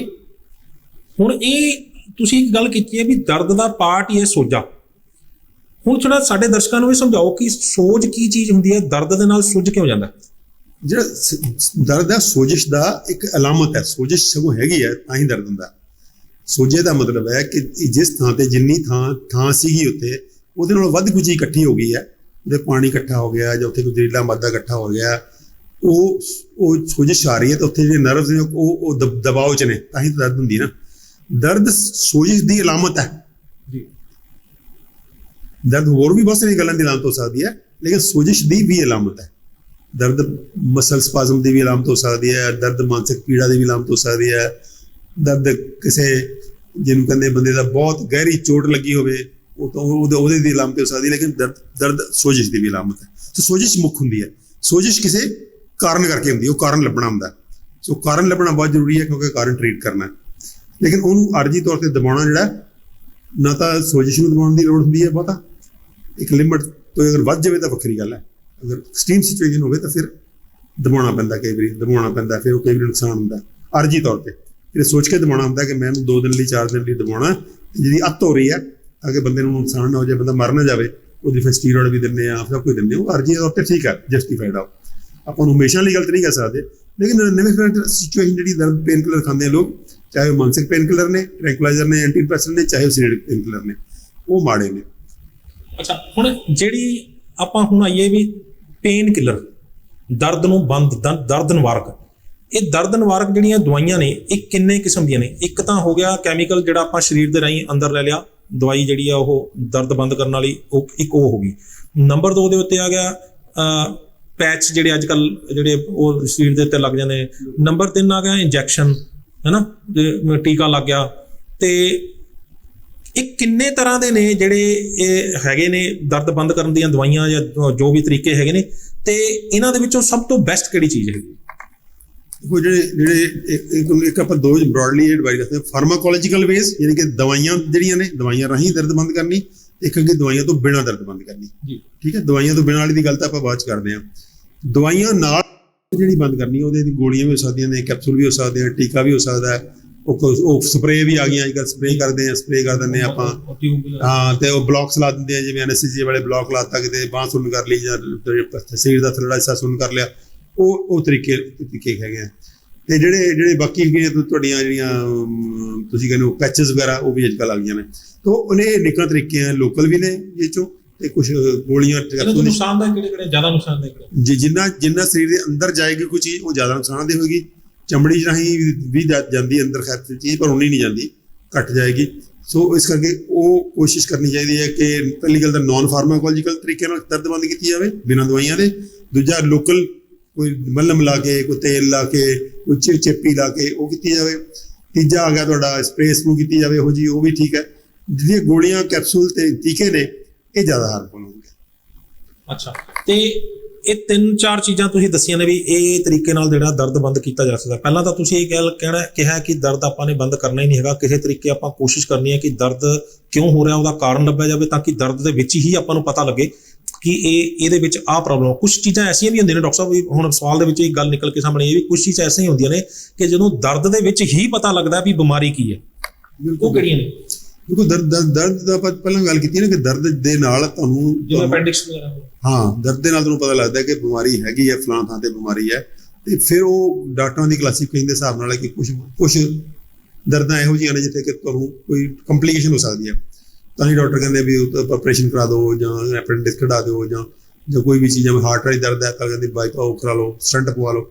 ਤਾਂ ਉਹ ਇੱਕ ਉੱਥੋਂ ਹੀ ਪਤਾ ਲੱਗਿਆ ਨਾ ਆਪਾਂ ਨੂੰ ਕਿ ਮੈਨੂੰ ਕੋਈ ਪ੍ਰੋਬਲਮ ਹੈਗੀ ਹੈ। ਸੋ ਇੱਕ ਤਾਂ ਇੰਡੀਕੇਟਰ ਤਾਂ ਹੈਗਾ। ਦੂਜੀ ਗੱਲ ਹੈ ਕਿ ਦਰਦ ਜਿਹੜੀ ਹੈ ਇਹ ਹਮੇਸ਼ਾ ਠੀਕ ਕਰਨ ਦਾ ਤਰੀਕਾ ਫਾਰਮਾਕੋਲੋਜੀਕਲ ਨਹੀਂ ਹੁੰਦਾ। ਦਰਦ ਠੀਕ ਕਰਨ ਦੇ ਜਿਹੜੇ ਨੋਨ ਫਾਰਮਾਕੋਲੋਜੀਕਲ ਵੇਜ਼ ਨੇ, ਜਿਵੇਂ ਕਿ ਤੁਸੀਂ ਬਹੁਤ ਸਾਰੇ ਤਰੀਕੇ ਨੇ। ਜੇ ਸਰੀਰਕ ਪੀੜਾ ਦੇ ਵੀ ਤੁਸੀਂ ਠੀਕ ਕਰ ਸਕਦੇ ਹੋ। ਹੈਡੇਕ ਬਾਰੇ ਮੈਂ ਅਕਸਰ ਕਹਿੰਦਾ ਕਿ ਜਿੰਨੀ ਹੈਡੇਕ ਤੇਜ਼ੀ ਨਾਲ ਆਉਂਦੀ ਹੈ, ਉਨੀ ਹੈਡੇਕ ਤੇਜ਼ੀ ਨਾਲ ਚਲੀ ਜਾਂਦੀ ਹੈ ਜੀ। ਤੁਸੀਂ ਪਾਓਗੇ ਕਿ ਤੁਹਾਡੇ ਸਿਰ ਦੁਖ ਰਿਹਾ, ਤੁਸੀਂ ਅੱਖਾਂ ਦੇ ਛਿੱਟੇ ਮਾਰ ਲਓ, ਸਿਰ ਦਰਦ ਠੀਕ ਹੋ ਜਾਏਗਾ। ਤੁਸੀਂ ਗਾਣਾ ਗਾ ਲਓ, ਸਿਰ ਦਰਦ ਠੀਕ ਹੋ ਜਾਏਗਾ। ਕਿਸੇ ਨਾਲ ਹੱਸ ਲਓ, ਠੀਕ ਹੋ ਜਾਏਗਾ। ਬਹੁਤ ਠੰਡੀ ਹਵਾ ਚਲੇ ਜਾਓ, ਠੀਕ ਹੋ ਜਾਏਗਾ। ਤਾਂ ਉਹ ਇੱਕ ਕਈ ਵਾਰੀ ਦਰਦ ਸਾਡੀ ਜਿਹੜੀ ਹੈ, ਕੁਝ ਦਰਦਾਂ ਹੁੰਦੀਆਂ ਨੇ ਜਿਹੜੀਆਂ ਕਿ ਸਾਨੂੰ ਅੰਦਰ ਉਹਦਾ ਬਹੁਤ ਡੀਪ ਰੂਟ ਕਾਜ਼ ਜਿਹੜਾ ਮੈਂਟਲ ਜਾਂ ਬੋਰਡਮ ਜਾਂ ਇਹੋ ਜਿਹੀ ਕੁਝ ਹੁੰਦੀ ਹੈ ਜਿਹਦੇ ਉੱਤੇ ਉੱਭ ਗਏ ਕਿ ਅਸੀਂ ਤੋਂ ਤੁਹਾਡੀ ਸਿਰ ਦੁਖਣ ਲੱਗ ਗਿਆ। ਤਾਂ ਉਹ ਅਸਲ 'ਚ ਉਹ ਜਿਹੜਾ ਬੋਰਡਮ ਹੈ, ਵਾਹ ਕਰ ਤੁਸੀਂ ਠੀਕ ਕਰ ਦੋਗੇ ਤਾਂ ਉਹ ਠੀਕ ਹੋ ਜਾਂਦਾ। ਤੁਸੀਂ ਕਿਤੇ ਸੈਰ ਕਰ, physical exercise best pain killer ਹੈ। ਤੁਸੀਂ ਜਿਹੜਾ ਵੀ ਦਰਦ ਤੁਹਾਡਾ ਹਿੱਸਾ ਦਰਦ ਕਰ ਰਿਹਾ, ਤੁਸੀਂ ਉਸ ਹਿੱਸੇ ਦੀ ਐਕਸਰਸਾਈਜ਼ ਕਰ ਲਓ। ਜੇ ਸਾਰੇ ਸਰੀਰ ਦਰਦ ਹੋ ਰਹੀ ਹੈ, ਤੁਸੀਂ ਜਾ ਕੇ ਸੈਰ ਕਰਕੇ ਆਓ, ਆ ਕੇ ਦੇਖੋ ਵੀ ਕਿੰਨੀ ਵਧੀਆ ਤੁਹਾਨੂੰ ਨੀਂਦ ਆਏਗੀ, ਕਿੰਨਾ ਵਧੀਆ ਤੁਸੀਂ ਫੀਲ ਕਰੋਗੇ, ਤੁਸੀਂ ਫਰੈਸ਼ ਫੀਲ ਕਰੋਗੇ। ਡਾਂਸ ਹੈ, ਡਾਂਸ ਇੱਕ ਇਹੋ ਜਿਹੀ ਐਕਸਰਸਾਈਜ਼ ਹੈ ਜਿਹਦੇ ਅੰਦਰ ਫਿਜ਼ੀਕਲ ਪੇਨ ਵੀ ਠੀਕ ਹੋ ਜਾਂਦੀ ਹੈ ਤੇ ਮਾਨਸਿਕ ਪੇਨ ਵੀ ਠੀਕ ਹੋ ਜਾਂਦੀ ਹੈ। ਸਿਮਿਲਰਲੀ ਲਾਊਡ ਸਿੰਗਿੰਗ ਹੈ, ਉੱਚੀ ਆਵਾਜ਼ 'ਚ ਗਾਉਣਾ। ਤਾਂ ਹੀ ਲੋਕ ਜਿਹੜੇ ਧਾਰਮਿਕ ਲੋਕ ਨੇ ਸ਼ਬਦ ਗਾਉਂਦੇ ਆ, ਕੀਰਤਨ ਕਰਦੇ ਆ, ਵਾਹਿਗੁਰੂ ਜਾਪ ਕਰਦੇ ਆ। ਇਹ ਸਾਰੀ ਚੀਜ਼ਾਂ ਬਹੁਤ ਇਫੈਕਟਿਵ ਐਂਡ ਕਾਰਗਰ ਪੇਨ ਕਿਲਰ ਨੇ। ਉਹ ਆਪੇ ਅਸੀਂ ਸੌਖਾ ਕੰਮ ਲੱਭ ਲਿਆ ਵੀ ਗੋਲੇ ਰੱਖ ਦੇ ਕੇ ਪਾਣੀ ਦੇ ਅੰਦਰ ਮਾਰੋ। ਉਹਦਾ ਕੀ ਹੁੰਦਾ ਕਿ ਜਿਹੜੀਆਂ ਫਾਰਮਾਕੋਲੋਜੀਕਲ ਵੇਜ਼ ਨੇ, ਉਹਦੀ ਦੂਜਾ ਜਿਹੜਾ ਪੈੜ ਹੈ ਕਿ ਇਹ ਹੈਬਿਟ ਫਾਰਮਿੰਗ ਨੇ ਬਹੁਤ ਜ਼ਿਆਦਾ। ਜਿਸ ਬੰਦੇ ਨੇ ਇੱਕ ਹਫ਼ਤਾ ਪੇਨ ਕਿਲਰ ਖਾ ਲਈ, ਉਹਦਾ 8ਵੇਂ ਦਿਨ ਸਰੀਰ ਮੰਗੇਗਾ, ਤੁਹਾਨੂੰ ਤਕਲੀਫ ਹੋਵੇ ਨਾ ਹੋਵੇ, ਉਸੇ ਟਾਈਮ ਮੰਗੇਗਾ ਡਿੱਟੋ। ਤੁਸੀਂ ਜੇ 4 ਵਜੇ ਗੋਲੀ ਖਾਣ ਦੀ ਆਦਤ ਪਾ, ਹਫ਼ਤਾ 4 ਦਿਨ ਪੇਨ ਕਿਲਰ ਖਾ ਕੇ ਦੇਖ ਲਓ, 8ਵੇਂ ਦਿਨ ਤੁਹਾਡਾ ਸਰੀਰ ਉਸੇ ਸੇਮ ਟਾਈਮ ਤੇ ਜਾ ਕੇ ਗੋਲੀ ਮੰਗੇਗਾ। ਮੈਂ ਹੈਵ ਸੀਨ ਜਿਹਨੇ ਐਨਾਸੀਨ ਹੁੰਦੀ ਸੀ ਪਹਿਲਾਂ, ਐਸਪਰੋ ਹੁੰਦੀ ਸੀ, ਐਨਾਸੀਨ ਹੁੰਦੀ ਸੀ, ਸੈਰੀਡੋਨ ਹੁੰਦੀ ਸੀ, ਬੜੀਆਂ ਪਪੂਲਰ ਬ੍ਰਾਂਡ ਸੀ। ਪਿੰਡਾਂ 'ਚ ਅਨੇਕਾਂ ਮੈਂ ਦੇਖੇ ਤੇ ਬੰਦੇ ਐਡਿਕਟ, ਅਨੇਕਾਂ ਜਿਨ੍ਹਾਂ ਨੇ ਸੈੱਟ ਟਾਈਮ ਤੇ ਜਾ ਕੇ ਸ਼ਾਮ ਨੂੰ ਚਾਹ ਨਾਲ ਸੈਰੀਡੋਨ ਖਾਣੀ ਹੈ। ਹਾਂ, ਉਹ ਕਿਉਂ ਉਹ ਹਰਿਆਣਾ ਰੰਗ ਦਾ ਪਤਾ ਬਾਅਦ 'ਚ ਆਇਆ, ਸੈਰੀਡੋਨ ਉਸ ਤੋਂ ਵੀ ਪਹਿਲਾਂ ਸੀਗੀ। ਤਾਂ ਉਹ ਹੈਬਿਟ ਫਾਰਮੇਸ਼ਨ ਹੋ ਗਈ, ਕਿਉਂਕਿ ਹੈਬਿਟ ਫਾਰਮਿੰਗ ਨੇ ਸਹੀ ਉਹ ਨਰਵਸ ਸਿਸਟਮ ਤੁਹਾਡਾ ਡਿਮਾਂਡ ਕਰੇਗਾ। ਸੇਮ ਉਹਦੇ ਬਾਰੇ ਹੈ, ਮੈਂਟਲ ਪੇਨ ਕਿਲਰ ਬਾਰੇ ਹੈ, ਟ੍ਰੈਂਕੁਲਾਈਜ਼ਰ ਬਾਰੇ ਹੈ। ਤੁਸੀਂ ਜਿਹੜੇ ਬੰਦੇ ਨੇ ਸੌਣ ਵਾਸਤੇ ਨੀਂਦ ਦੀ ਗੋਲੀ ਖਾ ਲਈ, ਹਫ਼ਤਾ ਖਾ ਲਈ, 8ਵੇਂ ਦਿਨ ਨੀਂਦ ਨਹੀਂ ਆਉਂਦੀ, ਉਹਨੂੰ ਭੁਲਾ ਜ਼ੋਰ ਲਵੇ, ਉਹਨੂੰ ਖਾਣੀ ਪਊਗੀ। ਪਰ ਡਾਕਟਰ ਸਾਹਿਬ ਤੁਸੀਂ ਇਹ ਤਾਂ ਦੱਸਿਆ ਕਿ ਅੱਖਾਂ ਦੁਖਦੀਆਂ ਨੇ, ਸਿਰ ਦੁਖਦਾ ਹੈ ਜਾਂ ਹੋਰ ਮਾਨਸਿਕ ਪੀੜਾ ਹੈਗੀ ਆ, ਕੁਝ ਵੀ ਤੁਸੀਂ ਇਸ ਤਰ੍ਹਾਂ ਇਹ ਤਾਂ ਦੱਸਿਆ ਛੋਟੇ ਦਰਦ। ਕੀ ਵੱਡੇ ਦਰਦ ਵੀ ਜਿਹੜੇ ਨੇ ਉਹ ਵੀ ਇਹ ਬਿਨਾਂ ਦਵਾਈ ਤੋਂ ਇਲਾਜ ਦਾ ਕੀਤਾ ਜਾ ਸਕਦਾ, ਜਿਵੇਂ ਕਿ ਆਪਣੇ ਪੱਥਰੀ ਦਾ ਦਰਦ ਹੋ ਰਿਹਾ, ਜਿਵੇਂ ਕਿ ਆਪਣੇ ਕੋਈ ਸਰੀਰ ਦੇ ਵਿੱਚੋਂ ਕੋਈ ਹਿੱਸਾ ਆਪਣਾ ਕੱਟਿਆ ਹੋਇਆ ਜਾਂ ਆਪਰੇਟ ਕੀਤਾ ਹੋਇਆ ਉਹਦਾ ਵੀ ਦਰਦ ਹੋ ਰਿਹਾ, ਕੀ ਇਹਦਾ ਵੀ ਇਲਾਜ ਜਿਹੜਾ ਬਿਨਾਂ ਦਵਾਈ ਤੋਂ ਹੋ ਸਕਦਾ ਹੈ? ਹਾਂ, ਕਿਸੇ ਹੱਦ ਤੱਕ ਹੋ ਸਕਦਾ, ਕਿਸੇ ਹੱਦ ਤੱਕ ਹੋ ਸਕਦਾ। ਕੋਈ ਜੇ ਮੰਨ ਲਓ ਸਰਜਰੀ ਹੋਈ ਵੀ ਹੈ, ਕੁਛ ਦਿਨ ਤੁਹਾਨੂੰ ਪੇਨ ਕਿਲਰ ਦੇਣੇ ਪੈਣਗੇ ਤੁਹਾਨੂੰ, ਕਿਉਂਕਿ ਪੇਨ ਬਹੁਤ ਜ਼ਿਆਦਾ ਹੁੰਦੀ ਆ, ਬੰਦਾ ਬਰਦਾਸ਼ਤ ਨਹੀਂ ਕਰ ਪਾਉਂਦਾ। ਜ਼ਿਆਦਾ ਅਗਰ ਬਰਦਾਸ਼ਤ ਨਹੀਂ ਕਰ ਪਾਏਗਾ ਤਾਂ ਉਹਦੀ ਹੋਰ ਸਰੀਰ ਤੇ ਮਾੜੇ ਅਸਰ ਆ ਸਕਦੇ ਆ। ਹਾਂ, ਸੋਜਾ ਤਾਂ ਚਲੋ ਹੈਗਾ ਹੀ ਹੈ, ਸੋਜਾ ਵੀ ਹੋਏਗਾ, ਲੇਕਿਨ ਉਹ ਕੁਛ ਦਿਨ ਲਈ ਤਾਂ ਖਾਣਾ ਹੀ ਪਏਗਾ, ਅਰਜੀ ਹੈਲਪ ਲੈਣੀ ਪਏਗੀ, ਕੋਈ ਨੋ ਡਾਊਟ ਨਹੀਂ ਹੈ। ਲੇਕਿਨ ਬਹੁਤ ਲੋਕ ਜਿਹੜੇ ਨੇ ਉਹ ਉਸ ਤੋਂ ਬਿਯੋਂਡ ਵੀ ਚੱਲ ਜਾਂਦੇ ਆ। ਉਹਨੂੰ ਕੋਸ਼ਿਸ਼ ਕਰਨੀ ਚਾਹੀਦੀ ਹੈ ਕਿ ਘੱਟ ਤੋਂ ਘੱਟ ਉਹਦੇ ਉੱਪਰ ਜਿਹੜੀ ਹੈ ਨਿਰਭਰਤਾ ਬਣਾਈ ਜਾਵੇ, ਔਰ ਥੋੜਾ ਜਿਹਾ ਮਨ ਨੂੰ ਯੂਜ਼ ਟੂ ਕੀਤਾ ਜਾਵੇ ਦਰਦ ਨੂੰ। ਬਹੁਤ ਸਾਰੇ ਜਿਹੜੇ ਪੇਨ ਪਰਟੀਕੂਲਰਲੀ ਕ੍ਰੋਨਿਕ ਪੇਨ ਜਿਹੜੀ ਹੈ ਨਾ, ਉਹਦੀ ਮੈਨੇਜਮੈਂਟ ਜਿਹੜੀ ਹੈ ਉਹ ਨਾਨ ਫਾਰਮਾਕੋਲੋਜੀਕਲ ਵੇ ਨਾਲ ਕਰਨੀ ਚਾਹੀਦੀ ਹੈ। ਅਕਿਊਟ ਪੇਨ ਜਿਹੜੀ ਹੈ, ਸਰਜਰੀ ਵਾਲੀ ਪੇਨ ਹੈ, ਹਾਰਟ ਦੀ ਪੇਨ ਹੈ, ਪੱਥਰੀ ਦੀ ਪੇਨ ਹੈ, ਇਹ ਤੁਹਾਨੂੰ ਮੈਨੇਜ ਕਰਨੇ ਤੇ ਦੇਣੇ ਪੈਣਗੇ, ਇਹਦੇ ਬਿਨਾਂ ਬੰਦਾ ਜਿੰਨੀ ਗੁਜ਼ਾਰਾ ਕਰ ਸਕੇਗਾ। ਅੱਛਾ ਡਾਕਟਰ ਸਾਹਿਬ, ਕਈ ਬੰਦਿਆਂ ਦਾ ਇਹ ਦੇਖਣ ਚ ਆਉਂਦਾ ਕਿ ਉਹਨਾਂ ਨੂੰ ਦਰਦ ਹੁੰਦਾ ਹੀ ਨਹੀਂ, ਬਹੁਤ ਘੱਟ ਦਰਦ ਹੁੰਦਾ, ਉਹ ਕੀ ਸਿਸਟਮ ਹੁੰਦਾ ਜੀ ਉਹਦਾ? ਇਹਨੂੰ ਪੇਨ ਥ੍ਰੈਸ਼ੋਲਡ ਕਹਿੰਦੇ ਆ। ਪੇਨ ਥ੍ਰੈਸ਼ੋਲਡ ਹਰ ਬੰਦੇ ਦਾ ਅਲੱਗ-ਅਲੱਗ ਹੈ ਜੀ। ਕਈ ਬੰਦੇ ਨਿੱਕੀ ਜੀ ਪੇਨ ਨੂੰ ਬੜੀ ਵੱਡੀ ਵਧਾ ਕੇ ਗੱਲ ਕਰਨਗੇ, ਕਈ ਬੰਦੇ ਤਾਂ ਉਹਦਾ ਸਿਰ, ਮੈਂ ਤਾਂ ਬਹੁਤ ਮਰੀਜ਼ ਦੇਖੇ ਆ, ਬਹੁਤ ਮਰੀਜ਼ ਮੇਰੇ ਕੋਲ ਇਹੋ ਜਿਹੇ ਮਰੀਜ਼ ਆਏ ਹੋਏ ਜਿਹੜੇ ਕਿ ਆ ਕੇ ਸਿਰ ਫਟਿਆ ਹੋਇਆ ਉਹਨਾਂ ਦਾ, ਔਰ ਬੜੇ ਖੁਸ਼ ਆ ਰਹੇ ਆ, ਔਰ ਮੈਨੂੰ ਕਹਿ ਰਹੇ ਡਾਕਟਰ ਸਾਹਿਬ ਟੀਕਾ ਲਾਉਣ ਦੀ ਲੋੜ ਨਹੀਂ ਹੈ, ਤੁਸੀਂ ਜਦੋਂ ਮਰਜ਼ੀ ਟਾਂਕੇ ਲਾਓ, ਪਰਵਾਹ ਨਾ ਕਰੋਗੇ। ਵੋਲੰਟੀਅਰ ਕਰ ਰਹੇ ਆ ਵੀ ਸੁਣ ਨਾ ਕਰਿਓ, ਵੀ ਲਾ ਦੋ ਬੈਠਾ। ਇੱਕ ਮੇਰੇ ਕੋਲ ਅੱਜ ਵੀ ਉਹਨੂੰ ਯਾਦ ਆ, ਉਹ ਕਹਿੰਦਾ ਜੀ ਮੈਂ ਤੁਹਾਨੂੰ ਹੀਰ ਸੁਣਾਉਣਾ, ਤੁਸੀਂ ਮੇਰੇ ਟਾਂਕੇ ਲਾਓ, ਕਹਿੰਦਾ ਬਿਨਾਂ ਸੁਣ ਕਰੇ। ਉਹ ਬੰਦਾ ਹੀਰ ਗਾ ਰਿਹਾ ਤੇ ਮੈਂ ਟਾਂਕੇ ਲਾ ਰਿਹਾ। ਤੋ ਇਹ ਬੰਦੇ, ਹਰ ਬੰਦੇ ਦਾ ਸਟੈਮਿਨਾ ਅਲੱਗ-ਅਲੱਗ ਹੈ। ਅੱਛਾ, ਤੇ ਕੀ ਆਪਾਂ ਘੁੰਮ ਫਿਰ ਕੇ ਅਖੀਰ ਦੇ ਵਿੱਚ ਫਿਰ ਉੱਥੇ ਆ ਜਾਾਂਗੇ ਨੈਚੁਰੋਪੈਥੀ ਦੇ ਉੱਤੇ, ਤੇ ਕੀ ਦਰਦਾਂ ਦਾ ਨਿਵਾਰਨ ਵੀ ਜਿਹੜਾ ਹੈਗਾ ਉਹ ਨੈਚੁਰੋਪੈਥੀ ਦੇ ਵਿੱਚ ਹੈਗਾ? ਕੁਝ ਇਸ ਤਰ੍ਹਾਂ ਦੀਆਂ ਚੀਜ਼ਾਂ ਦੇ ਵਿੱਚ ਨੇਚਰ ਦੇ ਰਾਹੀਂ ਹੋ ਸਕਦਾ? ਕ੍ਰੋਨਿਕ ਪੇਨ ਜਿਹੜੀ ਹੈ, ਕ੍ਰੋਨਿਕ ਪੇਨ ਜਿਹਨੂੰ ਆਪਾਂ ਕਹਿੰਦੇ ਆ, ਜਿਹੜੇ ਬੰਦੇ ਲਗਾਤਾਰ ਹੀ ਦਰਦ ਕਰੀ ਜਾਂਦੇ ਆ, ਹਰ ਵੇਲੇ ਸਿਰ ਦੁਖਦਾ ਰਹਿੰਦਾ। ਅੱਜ ਕੱਲ੍ਹ ਕ੍ਰੋਨਿਕ ਪੇਨ ਮੇਨ ਪ੍ਰੋਬਲਮ ਹੋ ਗਈ ਹੈ। ਅਕਿਊਟ ਪੇਨ ਨੂੰ ਤਾਂ ਚਲੋ ਕਿਸੇ ਦਿਨ ਹੁੰਦੀ ਨਾ, ਕ੍ਰੋਨਿਕ ਪੇਨ ਇੰਨਾ ਮਾਮ ਵਰਤਾਰਾ ਹੋ ਗਿਆ, ਸਰੀਰ ਹੱਡ ਪੈ ਟੁੱਟਦੇ, ਹੱਡ ਪੈ ਟੁੱਟਣਾ, ਜੋੜਾਂ 'ਚ ਦਰਦ ਹੋਣਾ, ਸਿਰ ਦੁਖਣਾ, ਸਰਵਾਈਕਲ ਦੀ ਪ੍ਰੋਬਲਮ, ਤੁਹਾਡੀ ਪਿੱਠ ਦੀ ਪ੍ਰੋਬਲਮ, ਲੱਕ ਦੀ ਪ੍ਰੋਬਲਮ, ਤਾਂ ਇਹ ਆਮ ਹੀ ਹੋ ਗਈ ਹੈ। ਅੱਜ ਨਿਊਰੋਪੈਥੀ ਬਹੁਤ ਹੋ ਗਈ ਹੈ, ਲੱਤਾਂ 'ਚ ਦਰਦ ਹੈ ਤੁਹਾਡਾ। ਤਾਂ ਇਹ ਕ੍ਰੋਨਿਕ ਪੇਨ ਜਿਹੜੀ ਹੈ, ਇਹਦਾ ਜਿਹੜਾ ਵਰਤਾਰਾ ਹੈ ਇਹ ਬਿਲਕੁਲ ਹੀ ਨੈਚੁਰਲ ਢੰਗਾਂ ਨਾਲ ਕਰਨਾ ਚਾਹੀਦਾ। ਇਹਦੇ ਅੰਦਰ ਕੁਛ ਕਿਉਂਕਿ ਇਹਦੀਆਂ ਦਵਾਈਆਂ ਮਾੜੀਆਂ ਨੇ, ਇਹ ਜਿਹੜੇ ਇਹਦੇ ਪੇਨ ਕਿਲਰ ਨੇ, ਕਿ ਉਹ ਖੁਦ ਹੀ ਬਿਮਾਰੀ ਨੇ। ਇਸ ਕਰਕੇ ਇਹ 'ਚ ਕੋਸ਼ਿਸ਼ ਕਰਨੀ ਚਾਹੀਦੀ ਹੈ ਕਿ ਨੈਚੁਰਲ ਤਰੀਕੇ ਜਿਹੜੇ ਨੇ, ਮੰਨ ਲਓ ਸੇਕਾ ਦੇ ਲਓ, ਕੋਈ ਹਰਬਲ ਪੇਨ ਕਿਲਰ ਯੂਜ਼ ਕਰ ਲਓ। ਉਹ ਅੱਜ ਕੱਲ੍ਹ ਤਾੜੀਆਂ ਮਾਰ ਲਓ, ਤਾੜੀਆਂ ਮਾਰ ਕੇ ਬਹੁਤ ਲੋਕ ਪੇਨ ਦਾ ਇਲਾਜ ਕਰ ਰਹੇ ਆ। ਤਾੜੀਆਂ 15 5 ਮਿੰਟ ਤਾੜੀਆਂ ਮਾਰ ਲਓ, ਟੈਪਿੰਗ ਜਾਂ ਪਿੱਟੋਥੈਰੇਪੀ ਦੀ ਗੱਲ ਕਰ ਰਹੇ ਜੀ ਆਪਾਂ, ਉਹ ਹੈ, ਉਹ ਕਰ ਲੈਂਦੇ ਆਪਾਂ। ਤਾਂ ਇਸੇ ਤਰ੍ਹਾਂ ਜਿਹੜੀ ਤੁਹਾਡੀ ਹੈ ਡਾਂਸਿੰਗ ਹੈ, ਸਿੰਗਿੰਗ ਹੈ, ਮੈਡੀਟੇਸ਼ਨ ਹੈ, ਵਾਹਿਗੁਰੂ ਜਾਪ ਹੈ, ਤਾਂ ਕਿੰਨੇ ਹੀ ਤਰੀਕੇ ਨੇ ਜਿਹੜੇ ਕਿ ਕਰ ਸਕਦੇ ਹਾਂ ਆਪਾਂ, ਜਿਹੜੇ ਨਾਨ ਫਾਰਮਾਕੋਲੋਜੀਕਲ ਵੇਜ਼ ਨੇ, ਨੈਚੁਰਲ ਵੇਜ਼ ਨੇ। ਸਿਮਿਲਰਲੀ ਫੂਡ ਜਿਹੜਾ, ਫੂਡ ਬਹੁਤ ਵਧੀਆ, ਜੇ ਅਗਰ ਠੀਕ ਫੂਡ ਖਾ ਰਹੇ ਆ ਤਾਂ ਸਾਡੀ ਬੋਡੀ ਦੇ ਅੰਦਰ ਚੁਸਤੀ, ਸਾਡੀ ਬੋਡੀ ਦੇ ਕ੍ਰੋਨਿਕ ਪੇਨਸ ਨਹੀਂ ਹੋਣਗੀਆਂ, ਠੀਕ ਦਰਦ ਖਾਵਾਂਗੇ। ਪੇਟ ਦੀ ਦਰਦ ਹੈ, ਪੇਟ ਦੇ ਅੰਦਰ ਲਈ ਜਾਂਦੀ ਨਿੱਕੀ ਦਰਦ ਨਹੀਂ ਹੋਏਗੀ। ਤਾਂ ਕਿੰਨੇ ਫੂਡ ਨੇ, ਫੂਡ ਅੱਛਾ ਖਾਵਾਂਗੇ ਤਾਂ ਉਹਦੇ ਹੋਣਗੇ। ਕਿੰਨੀਆਂ ਹਰਬਲ ਚੀਜ਼ਾਂ ਨੇ ਜਿਹੜੀਆਂ ਬਹੁਤ ਅੱਛੀਆਂ ਪੇਨ ਕਿਲਰ ਨੇ, ਜਿਹੜੀਆਂ ਤੁਸੀਂ ਖਾਓਗੇ ਤਾਂ ਤੁਹਾਨੂੰ ਬਹੁਤ ਵਧੀਆ ਨੇ, ਜਿਹੜੀਆਂ ਕੋਈ ਲੋੜ ਨਹੀਂ ਪੈਂਦੀ ਕਿਸੇ ਚੀਜ਼ ਦੀ ਖਾਣ ਦੀ। ਜਿਸ ਤਰ੍ਹਾਂ ਮੰਨ ਲਓ ਜਵੈਣ ਹੈ, ਪੇਟ ਦਰਦ ਵਾਸਤੇ ਜਵੈਣ ਖਾ ਲਈ, ਬਹੁਤ ਹੈ। ਮੇਥੀ ਜਿਹੜੀ ਆ, ਜਿੰਨੇ ਜੋੜਾਂ ਵਾਲੇ ਨੇ ਤੇ ਦਰਦਾਂ ਵਾਲੇ ਨੇ, ਮੇਥੀ ਭਿਓ ਕੇ ਮੇਥੀ ਦੇ ਖਾ ਲਏ। ਇੱਦਾਂ ਕਿੰਨੀਆਂ ਚੀਜ਼ਾਂ ਨੇ ਜਿਹੜੀਆਂ ਅਸੀਂ ਕੁਦਰਤੀ ਵਰਤ ਸਕਦੇ ਹਾਂ, ਜਿਹੜੀਆਂ ਕਿ ਕੋਈ ਨੁਕਸਾਨ ਰਹਿਤ ਨੇ।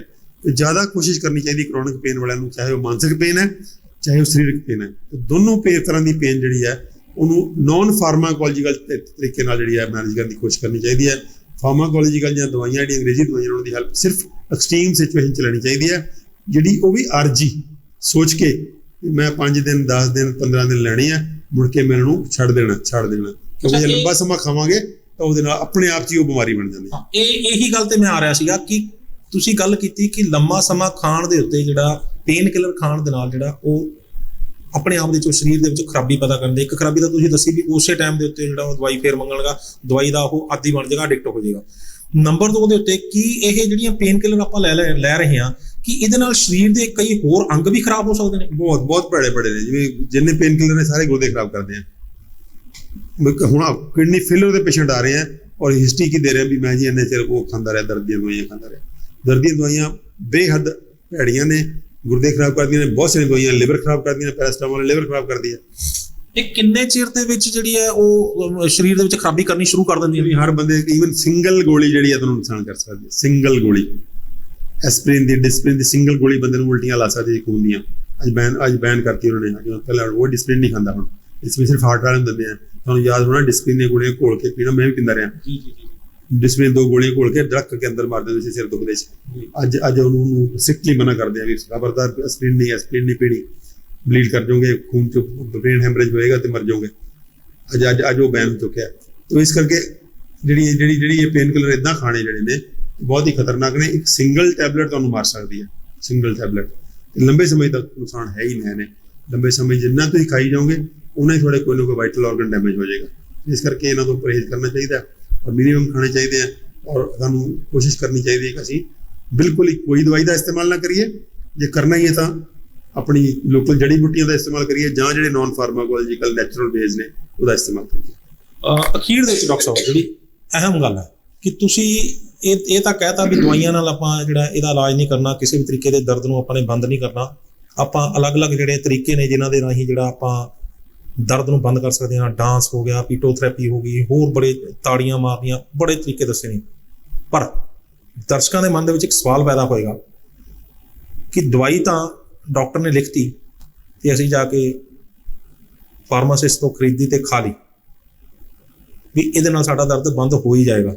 ਲੇਕਿਨ ਜਿੱਦਾਂ ਦੇ ਤਰੀਕੇ ਤੁਸੀਂ ਦੱਸੇ ਨੇ ਇਹ ਤਾਂ ਕੋਈ ਦੱਸਣ ਵਾਲਾ ਹੀ ਨਹੀਂ ਹੈਗਾ ਵੀ ਕਿਹੜੀ ਚੀਜ਼ ਦੇ ਵਿੱਚ ਕਿੱਥੋਂ। ਪਰ ਇਹ ਕਿੱਦਾਂ ਪਤਾ ਲੱਗਣਗੇ ਲੋਕਾਂ ਨੂੰ ਇਹ ਚੀਜ਼ਾਂ? ਦੇਖੋ ਇਹ ਤਾਂ ਕੋਈ ਡਾਕਟਰੀ ਨਹੀਂ ਹੈ ਇਹਦੇ 'ਚ। ਸਾਡੇ ਪੁਰਾਣੇ ਬਜ਼ੁਰਗ, ਸਾਡੇ ਰਿਸ਼ੀ ਮੁਨੀ ਸਭ ਦੱਸਦੇ ਰਹੇ ਆ। ਉਦਾਹਰਨ ਦੇ ਤੌਰ ਤੇ 5 ਸਿੰਪਲ ਜਿਹੇ ਟੈਕਨੀਕ ਨੇ। ਹੱਥਾਂ ਦੀ ਸਟਿਮੂਲੇਸ਼ਨ ਤਾੜੀਆਂ ਨਾਲ ਚੱਲਦੀ ਹੈ, ਸਿਰ ਦਾ ਮਸਾਜ ਹੋ ਸਕਦਾ, ਕੰਨਾਂ ਦਾ ਮਸਾਜ ਹੋ ਸਕਦਾ। ਵੰਡਰਫੁਲ ਨੇ। ਤੁਸੀਂ ਸਿਰ ਦਾ ਮਸਾਜ ਕਰਕੇ ਦੇਖ ਲਓ 5 ਮਿੰਟ, ਸੀ ਦਾ ਫੀਲਿੰਗ। ਤੁਸੀਂ ਤਾੜੀਆਂ ਮਾਰ ਕੇ ਦੇਖੋ 5 ਮਿੰਟ, ਸੀ ਦਾ ਫੀਲਿੰਗ। ਕੰਨਾਂ ਦਾ ਮਸਾਜ ਕਰਕੇ ਦੇਖੋ, ਦੱਬ ਕੇ ਮਸਾਜ ਕਰ ਦਿਓ। ਪੁਰਾਣਾ ਕਹਿੰਦਾ ਤੇਰੇ ਕੰਨ ਪੁੱਟਾਂ, ਇਹ ਕੰਨ ਦੇ ਅੰਦਰ ਪੂਰੀ ਦੀ ਪੂਰੀ ਬੋਡੀ ਜਿਹੜੀ ਹੈ ਕੰਨ 'ਚ ਰਿਪਰੈਜ਼ੈਂਟਡ ਹੈ, ਸਿਰ ਤੇ ਰਿਪਰੈਜ਼ੈਂਟਡ ਹੈ, ਹੱਥਾਂ 'ਚ ਰਿਪਰੈਜ਼ੈਂਟਡ ਹੈ ਤੇ ਪੈਰਾਂ ਤੇ। ਤਾਂ ਹੀ ਜੇ ਕੋਈ ਬੰਦਾ ਬੇਹੋਸ਼ ਹੁੰਦਾ ਤਾਂ ਹੱਥਾਂ ਪੈਰਾਂ ਦੀ ਤਾੜੀਆਂ। ਬਿਲਕੁਲ। ਸੋ ਪੂਰੀ ਦਾ ਪੂਰਾ ਸਰੀਰ ਜਿਹੜਾ ਹੈ ਪੈਰਾਂ ਦੇ ਤਲੀਆਂ 'ਚ, ਹੱਥਾਂ ਦੇ ਤਲੀਆਂ 'ਚ, ਕੰਨ ਤੇ ਸਿਰ ਤੇ, ਉਹਦੀ ਇਹਨੂੰ ਕਹਿੰਦੇ ਐਕੂਪ੍ਰੈਸ਼ਰ ਪੁਆਇੰਟਸ ਨੇ। ਤੇ ਤੁਸੀਂ ਜਦੋਂ ਵੀ ਤੁਹਾਨੂੰ ਲੱਗੇ ਲੋੜ, ਇਹਦਾ ਜਿਹੜਾ ਤੁਹਾਨੂੰ ਅੱਛਾ ਲੱਗੇ, ਸਿਰ ਦੀ ਮਸਾਜ ਅੱਛੀ ਲੱਗਦੀ ਸਿਰ ਦੀ ਮਸਾਜ ਕਰ ਲਓ, ਕੰਨਾਂ ਦੀ ਮਸਾਜ ਅੱਛੀ ਲੱਗਦੀ ਕੰਨਾਂ ਦੀ ਮਸਾਜ ਕਰ ਲਓ, ਤਾੜੀਆਂ ਮਾਰ ਲਓ, ਪੈਰਾਂ ਦੀਆਂ ਤਲੀਆਂ ਜਿਹੜੀਆਂ ਨੇ ਉਹਨੂੰ ਕਰ ਲਓ, ਨੰਗੇ ਪੈਰ ਜਾ ਕੇ ਕਿਸੇ ਰਫ ਜਿਹੀ ਜ਼ਮੀਨ ਤੇ ਤੁਰ ਲਓ। ਔਰ ਜੇ ਨਹੀਂ ਤਾਂ ਸਰੀਰ ਦੀ ਮਸਾਜ ਕਰ ਲਓ, ਕੱਪੜੇ ਲਾਓ, ਸਰੀਰ ਦੀ ਸੁੱਕੀ ਮਸਾਜ ਕਰ ਲਓ। ਪੀਟੋਥੈਰੇਪੀ ਤਾਂ ਚਲੋ ਥੋੜਾ ਜਿਹਾ ਟਾਈਮ ਲੱਗਦਾ, ਸੁੱਕੀ ਮਸਾਜ ਤੇ ਮਿੰਟ 5 ਲੱਗਦੇ ਸਿਰਫ। ਸਾਰੇ ਸਰੀਰ ਦੀ ਸੁੱਕੀ ਮਸਾਜ ਕਰ ਲਓ। ਤੇ ਪੀਟੋਥੈਰੇਪੀ ਤਾਂ ਬਹੁਤ ਹੀ ਸਟਰੋਂਗ ਹੈ। ਜੇ ਤੁਸੀਂ ਪੂਰੇ ਸਰੀਰ ਨੂੰ ਟੈਪ ਕਰ ਲਓ, ਅੱਧਾ ਘੰਟਾ ਲੱਗਦਾ ਉਹ 'ਚ। ਹੱਥਾਂ ਤੋਂ ਲੈ ਕੇ ਪੂਰੇ ਸਰੀਰ ਦੇ ਬਾਹਾਂ ਤੇ, ਫਿਰ ਪੂਰੇ ਸਰੀਰ ਦੇ ਲੱਤਾਂ ਤੋਂ, ਫਿਰ ਪੂਰੇ ਸਰੀਰ ਪੂਰੇ ਦਾ ਪੂਰਾ ਟੈਪ ਕਰ ਸਕਦੇ ਹਾਂ। ਤਾਂ ਪੂਰੇ ਦਾ ਪੂਰਾ ਜਿਹੜੀ ਸਿੰਪਲ, ਕੁਛ ਨਹੀਂ ਕਰਨਾ, ਸੈਲਫ ਆਪਣੇ ਆਪ ਤੇ, ਕੁਛ ਨਹੀਂ, ਕੋਈ ਤੇਲ ਨਹੀਂ, ਕੁਛ ਨਹੀਂ, ਸੁੱਕਾ। ਤਾਂ ਇੱਕ ਵੰਡਰਫੁਲ ਟੈਕਨੀਕਸ ਨੇ ਜਿਹਦੇ 'ਚ ਕੋਈ ਡਾਕਟਰੀ ਨਹੀਂ ਹੈ। ਸਿਰਫ ਇਹਦੇ ਲਈ ਅਵੇਅਰਨੈਸ ਸਪਰੈਡ ਕਰਨ ਦੀ ਲੋੜ ਹੈ ਕਿ ਭਾਈ ਸਾਹਿਬ ਆਹ ਤਰੀਕੇ ਹੈਗੇ। ਬਾਕੀ ਡਾਂਸਿੰਗ ਤੇ ਲਾਊਡ ਲਾਫਟਰ ਦੀ ਗੱਲ ਕੀਤੀ ਹੈ, ਪਰ ਤੁਸੀਂ ਨਕਲੀ ਹੱਸ ਕੇ ਦੇਖੋ। ਨਕਲੀ ਹਾਸਾ ਅੱਜ ਕੱਲ੍ਹ ਲਾਫਟਰ ਕਲੱਬਸ ਬਣ ਰਹੀਆਂ ਨੇ। ਨਕਲੀ ਹਾਸਾ ਐਡਾ ਵੰਡਰਫੁਲ ਰਿਲੀਵਰ ਹੈ। ਤੁਹਾਡੀ ਬੋਡੀਲੀ ਪੇਨ ਹੋਵੇ, ਤੁਹਾਡੀ ਮਾਨਸਿਕ ਪੇਨ ਹੋਵੇ, ਤੁਹਾਨੂੰ ਡਿਪਰੈਸ਼ਨ ਹੋ ਰਿਹਾ ਹੋਵੇ, ਤੁਹਾਨੂੰ ਕੋਈ ਡਾਊਨ ਫੀਲ ਕਰ ਰਹੇ ਹੋ, ਤੁਸੀਂ ਲਾਊਡ ਲਾਫਟਰ ਕਰੋ। ਅੱਜ ਕੱਲ੍ਹ ਲੋਕ ਕਲੱਬਾਂ ਬਣਾ ਰਹੇ ਹੈ, ਗਰੁੱਪ ਬਣਾ ਰਹੇ ਹੈ, ਮਿਲ ਕੇ ਬੈਠ ਕੇ ਰਾਤ ਨੂੰ ਹਾਸਾ ਦੱਸਦੇ ਆ। ਪਹਿਲਾਂ ਕਹਿੰਦੇ ਇੱਕ ਦੋ ਚੁਟਕਲੇ ਸੁਣਾਉਂਦੇ, ਫਿਰ ਮੁੜ ਕੇ ਹੱਸੀ ਜਾਂਦੇ ਆ। ਤਾਂ ਇਹ ਸਾਰੇ ਟੈਕਨੀਕ ਜਿਹੜੇ ਨੇ ਇਹ ਕਿਸੇ ਨਾ ਕਿਸੇ ਫਾਰਮ ਦੇ ਮੈਡੀਟੇਸ਼ਨਸ ਨੇ। ਇਹਨਾਂ ਨੂੰ ਤੁਸੀਂ ਮੈਡੀਟੇਸ਼ਨ, ਜਿਵੇਂ ਵੀ ਮੈਡੀਟੇਸ਼ਨ ਨੇ। ਤੁਸੀਂ ਉਸ ਵੇਲੇ ਮੈਡੀਟੇਸ਼ਨ ਕਰਵਾਉਂਦਾ ਹੁੰਦਾ ਸੀ, ਇੱਦਾਂ ਦੀਆਂ ਸੀਗੀਆਂ। ਸਭ ਤੋਂ ਪਹਿਲਾਂ ਕੀ ਕਰਦਾ ਸੀ, ਉਹ ਹਾਈਪਰ ਵਾਲੀ ਇੱਕ ਮੈਡੀਟੇਸ਼ਨ ਕਰਵਾਉਂਦਾ ਸੀਗਾ। ਉਹਦੀ ਇੱਕ ਮੈਡੀਟੇਸ਼ਨ ਗਿਬਰਿਸ਼ ਦਾ ਕੀ ਮਤਲਬ ਹੈ, ਤੇਜ਼ ਬੋਲ ਕੇ ਬਕਵਾਸ ਕਰਨੀ ਹੈ, ਕੋਈ ਕਰੀ ਜਾਓ, ਮੀਨਿੰਗਲੈਸ। 5 ਮਿੰਟ 10 ਮਿੰਟ ਜਦੋਂ ਥੱਕ ਗਏ ਤਾਂ ਫਿਰ ਡਾਂਸ ਕਰੋ 5-7 ਮਿੰਟ, ਔਰ ਫਿਰ ਸਾਇਲੈਂਟ ਬੈਠ ਜਾਓ ਜਾਂ ਲੇਟ ਜਾਓ। ਉਹ ਮਤਲਬ ਇਹ ਕੀ ਨੇ, ਇਹ ਬਾਡੀ ਦਾ ਇੱਕ ਮੈਕੈਨਿਜ਼ਮ ਹੈ ਰਿਲੈਕਸ ਕਰਨ ਦਾ। ਉਹ ਆਪਣੀ ਬਾਡੀ ਨੂੰ ਸਮਝੀਏ ਆਪਾਂ, ਉਸ ਬਾਡੀ ਨੂੰ ਸਮਝ ਕੇ ਉਸ ਬਾਡੀ ਦੇ ਵਿੱਚ ਇਨਬਿਲਟ ਸਭ ਕੁਛ ਹੈ। ਉਹ ਡਾਕਟਰ ਅੰਦਰ ਹੀ ਬੈਠਾ, ਸਿਰਫ ਉਹਨੂੰ ਸਮਝਣ ਦੀ ਲੋੜ ਹੈ ਤੇ ਉਹਨੂੰ ਜਿਹਨੂੰ ਕਹਿੰਦੇ ਆ ਜਗਾਉਣ ਦੀ ਲੋੜ ਹੈ, ਥੋੜਾ ਜਿਹਾ ਹੈਲਪ ਕਰਨ ਦੀ ਲੋੜ ਹੈ। 80% ਤੁਹਾਨੂੰ ਠੀਕ ਕਰਨ ਦੀ ਕੋਸ਼ਿਸ਼ ਕਰ ਰਿਹਾ ਹੁੰਦਾ, 20% ਸਾਡਾ ਰੋਲ ਹੈ। ਕੋਈ ਇਹੋ ਜਿਹੇ ਰੋਲ ਨੇ, ਇਹੋ ਜਿਹੇ ਰੋਲ ਨਿਭਾਉਣੇ ਚਾਹੀਦੇ ਆ। ਤੇ ਇਹ ਰੋਲ ਮੈਂ ਆਪਾਂ ਲੋਕਾਂ ਨੂੰ ਸਿਖਾਈਏ ਤਾਂ ਕਿ ਜਿਹੜੀ ਹੈ ਦਵਾਈਆਂ ਵਾਲਾ ਵਰਤਾਰਾ ਜਿਹੜਾ ਬਹੁਤ ਜ਼ਿਆਦਾ ਹੈ, ਜਿਹਦੇ ਨਾਲ ਕਿ ਲੋਕ ਆਪਣਾ ਨੁਕਸਾਨ ਆਪ ਹੀ ਕਰ ਰਹੇ ਆ, ਤੱਬਾ ਦਵਾਈਆਂ ਚੁੱਕੀ ਫਿਰਦੇ ਆ, ਨਾਲੇ ਤਾਂ ਆਰਥਿਕ ਤਬਾਹੀ ਕਰ ਰਹੇ ਆ ਤੇ ਨਾਲੇ ਆਪਣੀ ਸਿਹਤ ਖਰਾਬ ਕਰ ਰਹੇ ਆ। ਤੇ ਉਸ ਦਵਾਈਆਂ ਤੋਂ ਮੋੜ ਜਿਹੜਾ ਪਵੇ ਕਿਸੇ ਤਰੀਕੇ, ਕਿਉਂਕਿ ਪੰਜਾਬ ਦੇ ਅੰਦਰ ਤਾਂ ਵਰਤਾਰਾ ਬਹੁਤ ਜ਼ਿਆਦਾ ਹੋ ਗਿਆ ਨਾ ਦਵਾਈਆਂ ਖਾਣ ਵਾਲਾ। ਹਰ ਬੰਦੇ ਦੀ ਜੇਬ 'ਚ ਦਵਾਈਆਂ ਪਾਈਆਂ ਹੁੰਦੀਆਂ ਨੇ ਜਾਂ ਘਰਾਂ 'ਚ ਤੱਬਾ ਪਈਆਂ ਡੱਬੇ ਲਾ ਕੇ ਦਵਾਈਆਂ ਦੇ ਉਹ ਖਾਈ ਹੋ ਜਾਂਦੇ ਆ। ਤੇ ਇਸ ਵਰਤਾਰੇ ਤੋਂ ਬਚਣਾ ਮੈਂ ਕਿਹਾ ਬਹੁਤ ਜ਼ਰੂਰੀ ਹੈ। ਤੇ ਪੇਨ ਜਿਹੜੀ ਹੈ ਇਹ ਸਭ ਤੋਂ ਕਾਮਨ ਕਾਜ਼ ਹੈ ਦਵਾਈਆਂ ਖਾਣ ਦਾ। ਤੇ ਪੇਨ ਦੀ ਮੈਨੇਜਮੈਂਟ ਜੇ ਆਪਾਂ ਸਿੱਖ ਲਈਏ ਇੱਦਾਂ ਦੇ ਢੰਗਾਂ ਨਾਲ, ਤਾਂ ਮੈਂ ਤਾਂ ਬਹੁਤ ਵੱਡਾ ਸਮਝਦਾ ਕਿ ਪੁੰਨ ਦਾ ਕੰਮ ਹੈ ਜੀ। ਬਹੁਤ ਬਹੁਤ ਸ਼ੁਕਰੀਆ ਡਾਕਟਰ ਸਾਹਿਬ, ਨਿਊਜ਼ ਏਸ਼ੀਆ ਪੰਜਾਬੀ ਨਾਲ ਗੱਲ। ਸਤਿ ਸ਼੍ਰੀ ਅਕਾਲ। ਸੋ ਇਹ ਸਨ ਡਾਕਟਰ ਅਮਰ ਸਿੰਘ ਆਜ਼ਾਦ, ਜਿਨ੍ਹਾਂ ਨੇ ਸਾਨੂੰ ਬੜੇ ਹੀ ਬਰੀਕ ਢੰਗ ਨਾਲ, ਬਰੀਕੀ ਦੇ ਨਾਲ ਜਿਹੜਾ ਇਹ ਸਮਝਾਇਆ ਕਿ ਦਰਦ ਆਖਰ ਕਿੰਨੇ ਤਰ੍ਹਾਂ ਦੇ ਹੁੰਦੇ ਨੇ, ਕਿਉਂ ਹੁੰਦਾ ਦਰਦ ਸਰੀਰ ਦਾ ਜਿਹੜਾ ਉਹ ਦੋਸਤ ਹੈ, ਦੱਸਦਾ ਹੈ ਸਰੀਰ ਦੇ ਵਿੱਚ ਵੀ ਭਾਈ ਅਲਾਰਮ ਘੰਟੀ ਹੈ, ਇਹ ਖਤਰੇ ਦੀ ਘੰਟੀ ਹੈ ਵੀ ਤੁਹਾਡੇ ਸਰੀਰ ਦੇ ਅੰਦਰ ਕੋਈ ਖਰਾਬੀ ਆ ਚੁੱਕੀ ਹੈ। ਇਹਨਾਂ ਨੇ ਬੜੇ ਹੀ ਸਹਿਜੇ ਢੰਗ ਨਾਲ ਇਹ ਸਾਨੂੰ ਇਹ ਸਮਝਾ ਦਿੱਤਾ ਹੈ ਕਿ ਦਰਦ ਜਿਹੜਾ ਉਹ ਬੰਦ, ਕੋਸ਼ਿਸ਼ ਕਰੋ ਵੀ ਜਿਹੜਾ ਦਰਦ ਜਿਹੜਾ ਉਹ ਹੋਰ ਤਰੀਕੇ ਨਾਲ ਦਵਾਈਆਂ ਨਾਲ ਬੰਦ ਨਾ ਕਰੋ, ਕਿਉਂਕਿ ਉਹ ਸਰੀਰ ਦੇ ਅੰਦਰ ਜਿਹੜੇ ਗੁਰਦੇ ਤੇ ਹੋਰ ਸਰੀਰ ਦੇ ਕਈ ਅੰਗ ਜਿਹੜੇ ਉਹ ਖਰਾਬ ਕਰ ਰਹੇ ਨੇ, ਕਈਆਂ ਦੀ ਜਾਨ ਵੀ ਲੈ ਲੈਂਦੇ ਨੇ ਇਹ। ਸੋ ਕੁੱਲ ਮਿਲਾ ਕੇ ਜਿਹੜਾ ਇਸ ਸਾਰੀ ਇੰਟਰਵਿਊ ਦਾ ਜਿਹੜਾ ਨਿਚੋੜ ਇਹ ਨਿਕਲਿਆ ਕਿ ਦਰਦ ਜਿਹੜਾ ਸਾਡੇ ਸਰੀਰ ਦਾ ਦੋਸਤ ਹੈ, ਜਿਸ ਤਰ੍ਹਾਂ ਸਾਨੂੰ ਗੁਰਬਾਣੀ ਕਹਿ ਗਈ ਹੈ ਦਰਦ ਜਿਹੜਾ ਸਰੀਰ ਦਾ ਦੋਸਤ ਹੈ, ਜਿਸ ਤਰ੍ਹਾਂ ਸਾਡੇ ਜਿਹੜੇ ਪੁਰਾਣੇ ਜਿਹੜੇ ਨੇ ਉਹ ਗੀਤਾਂ ਦੇ ਵਿੱਚ ਵੀ ਇਹ ਜਿਹੜਾ ਆਇਆ ਕਿ ਇਹ ਦਰਦ ਸਾਡਾ ਦੋਸਤ ਹੈ। ਤੇ ਦਰਦ ਨੂੰ ਜਿਹੜਾ ਉਹ ਦੋਸਤ ਦੇ ਵਾਂਗ ਹੀ ਜਿਹੜਾ ਉਸ ਦੇ ਨਾਲ ਜਿਹੜਾ ਉਸਨੂੰ ਟਰੀਟ ਕਰਨਾ ਚਾਹੀਦਾ। ਇੱਕ ਦੋਸਤ ਨੂੰ ਦੋਸਤ ਵਾਂਗ ਹੀ ਟਰੀਟ ਕਰਨਾ ਚਾਹੀਦਾ। ਜੇਕਰ ਦੋਸਤ ਤੁਹਾਡੇ ਘਰ ਆਇਆ ਤਾਂ ਉਸਦਾ ਸਵਾਗਤ ਕਰਕੇ ਉਸਨੂੰ ਉਸੇ ਢੰਗ ਦੇ ਨਾਲ ਜਿਹੜਾ ਉਸਨੂੰ ਟਰੀਟ ਕਰਨਾ ਚਾਹੀਦਾ, ਨਾ ਕਿ ਉਸਨੂੰ ਕੈਮੀਕਲ ਤੇ ਹੋਰ ਚੀਜ਼ਾਂ ਨਾਲ ਜਿਹੜਾ ਉਸਨੂੰ ਖਰਾਬ ਕਰ ਦਈਏ ਤੇ ਉਹ ਜਿਹੜਾ ਜਾਂਦੇ ਸਾਡਾ ਸਰੀਰ ਜਿਹੜਾ ਉਹ ਹੋਰ ਖਰਾਬ ਕਰ ਦਈਏ। ਪਟਿਆਲਾ ਤੋਂ ਕੈਮਰਾਮੈਨ ਡਿੰਪਲ ਵਿਸ਼ੇਸ਼ ਦੇ ਨਾਲ ਕੁਲਵੰਤ ਸਿੰਘ, ਨਿਊਜ਼ ਏਸ਼ੀਆ ਪੰਜਾਬੀ।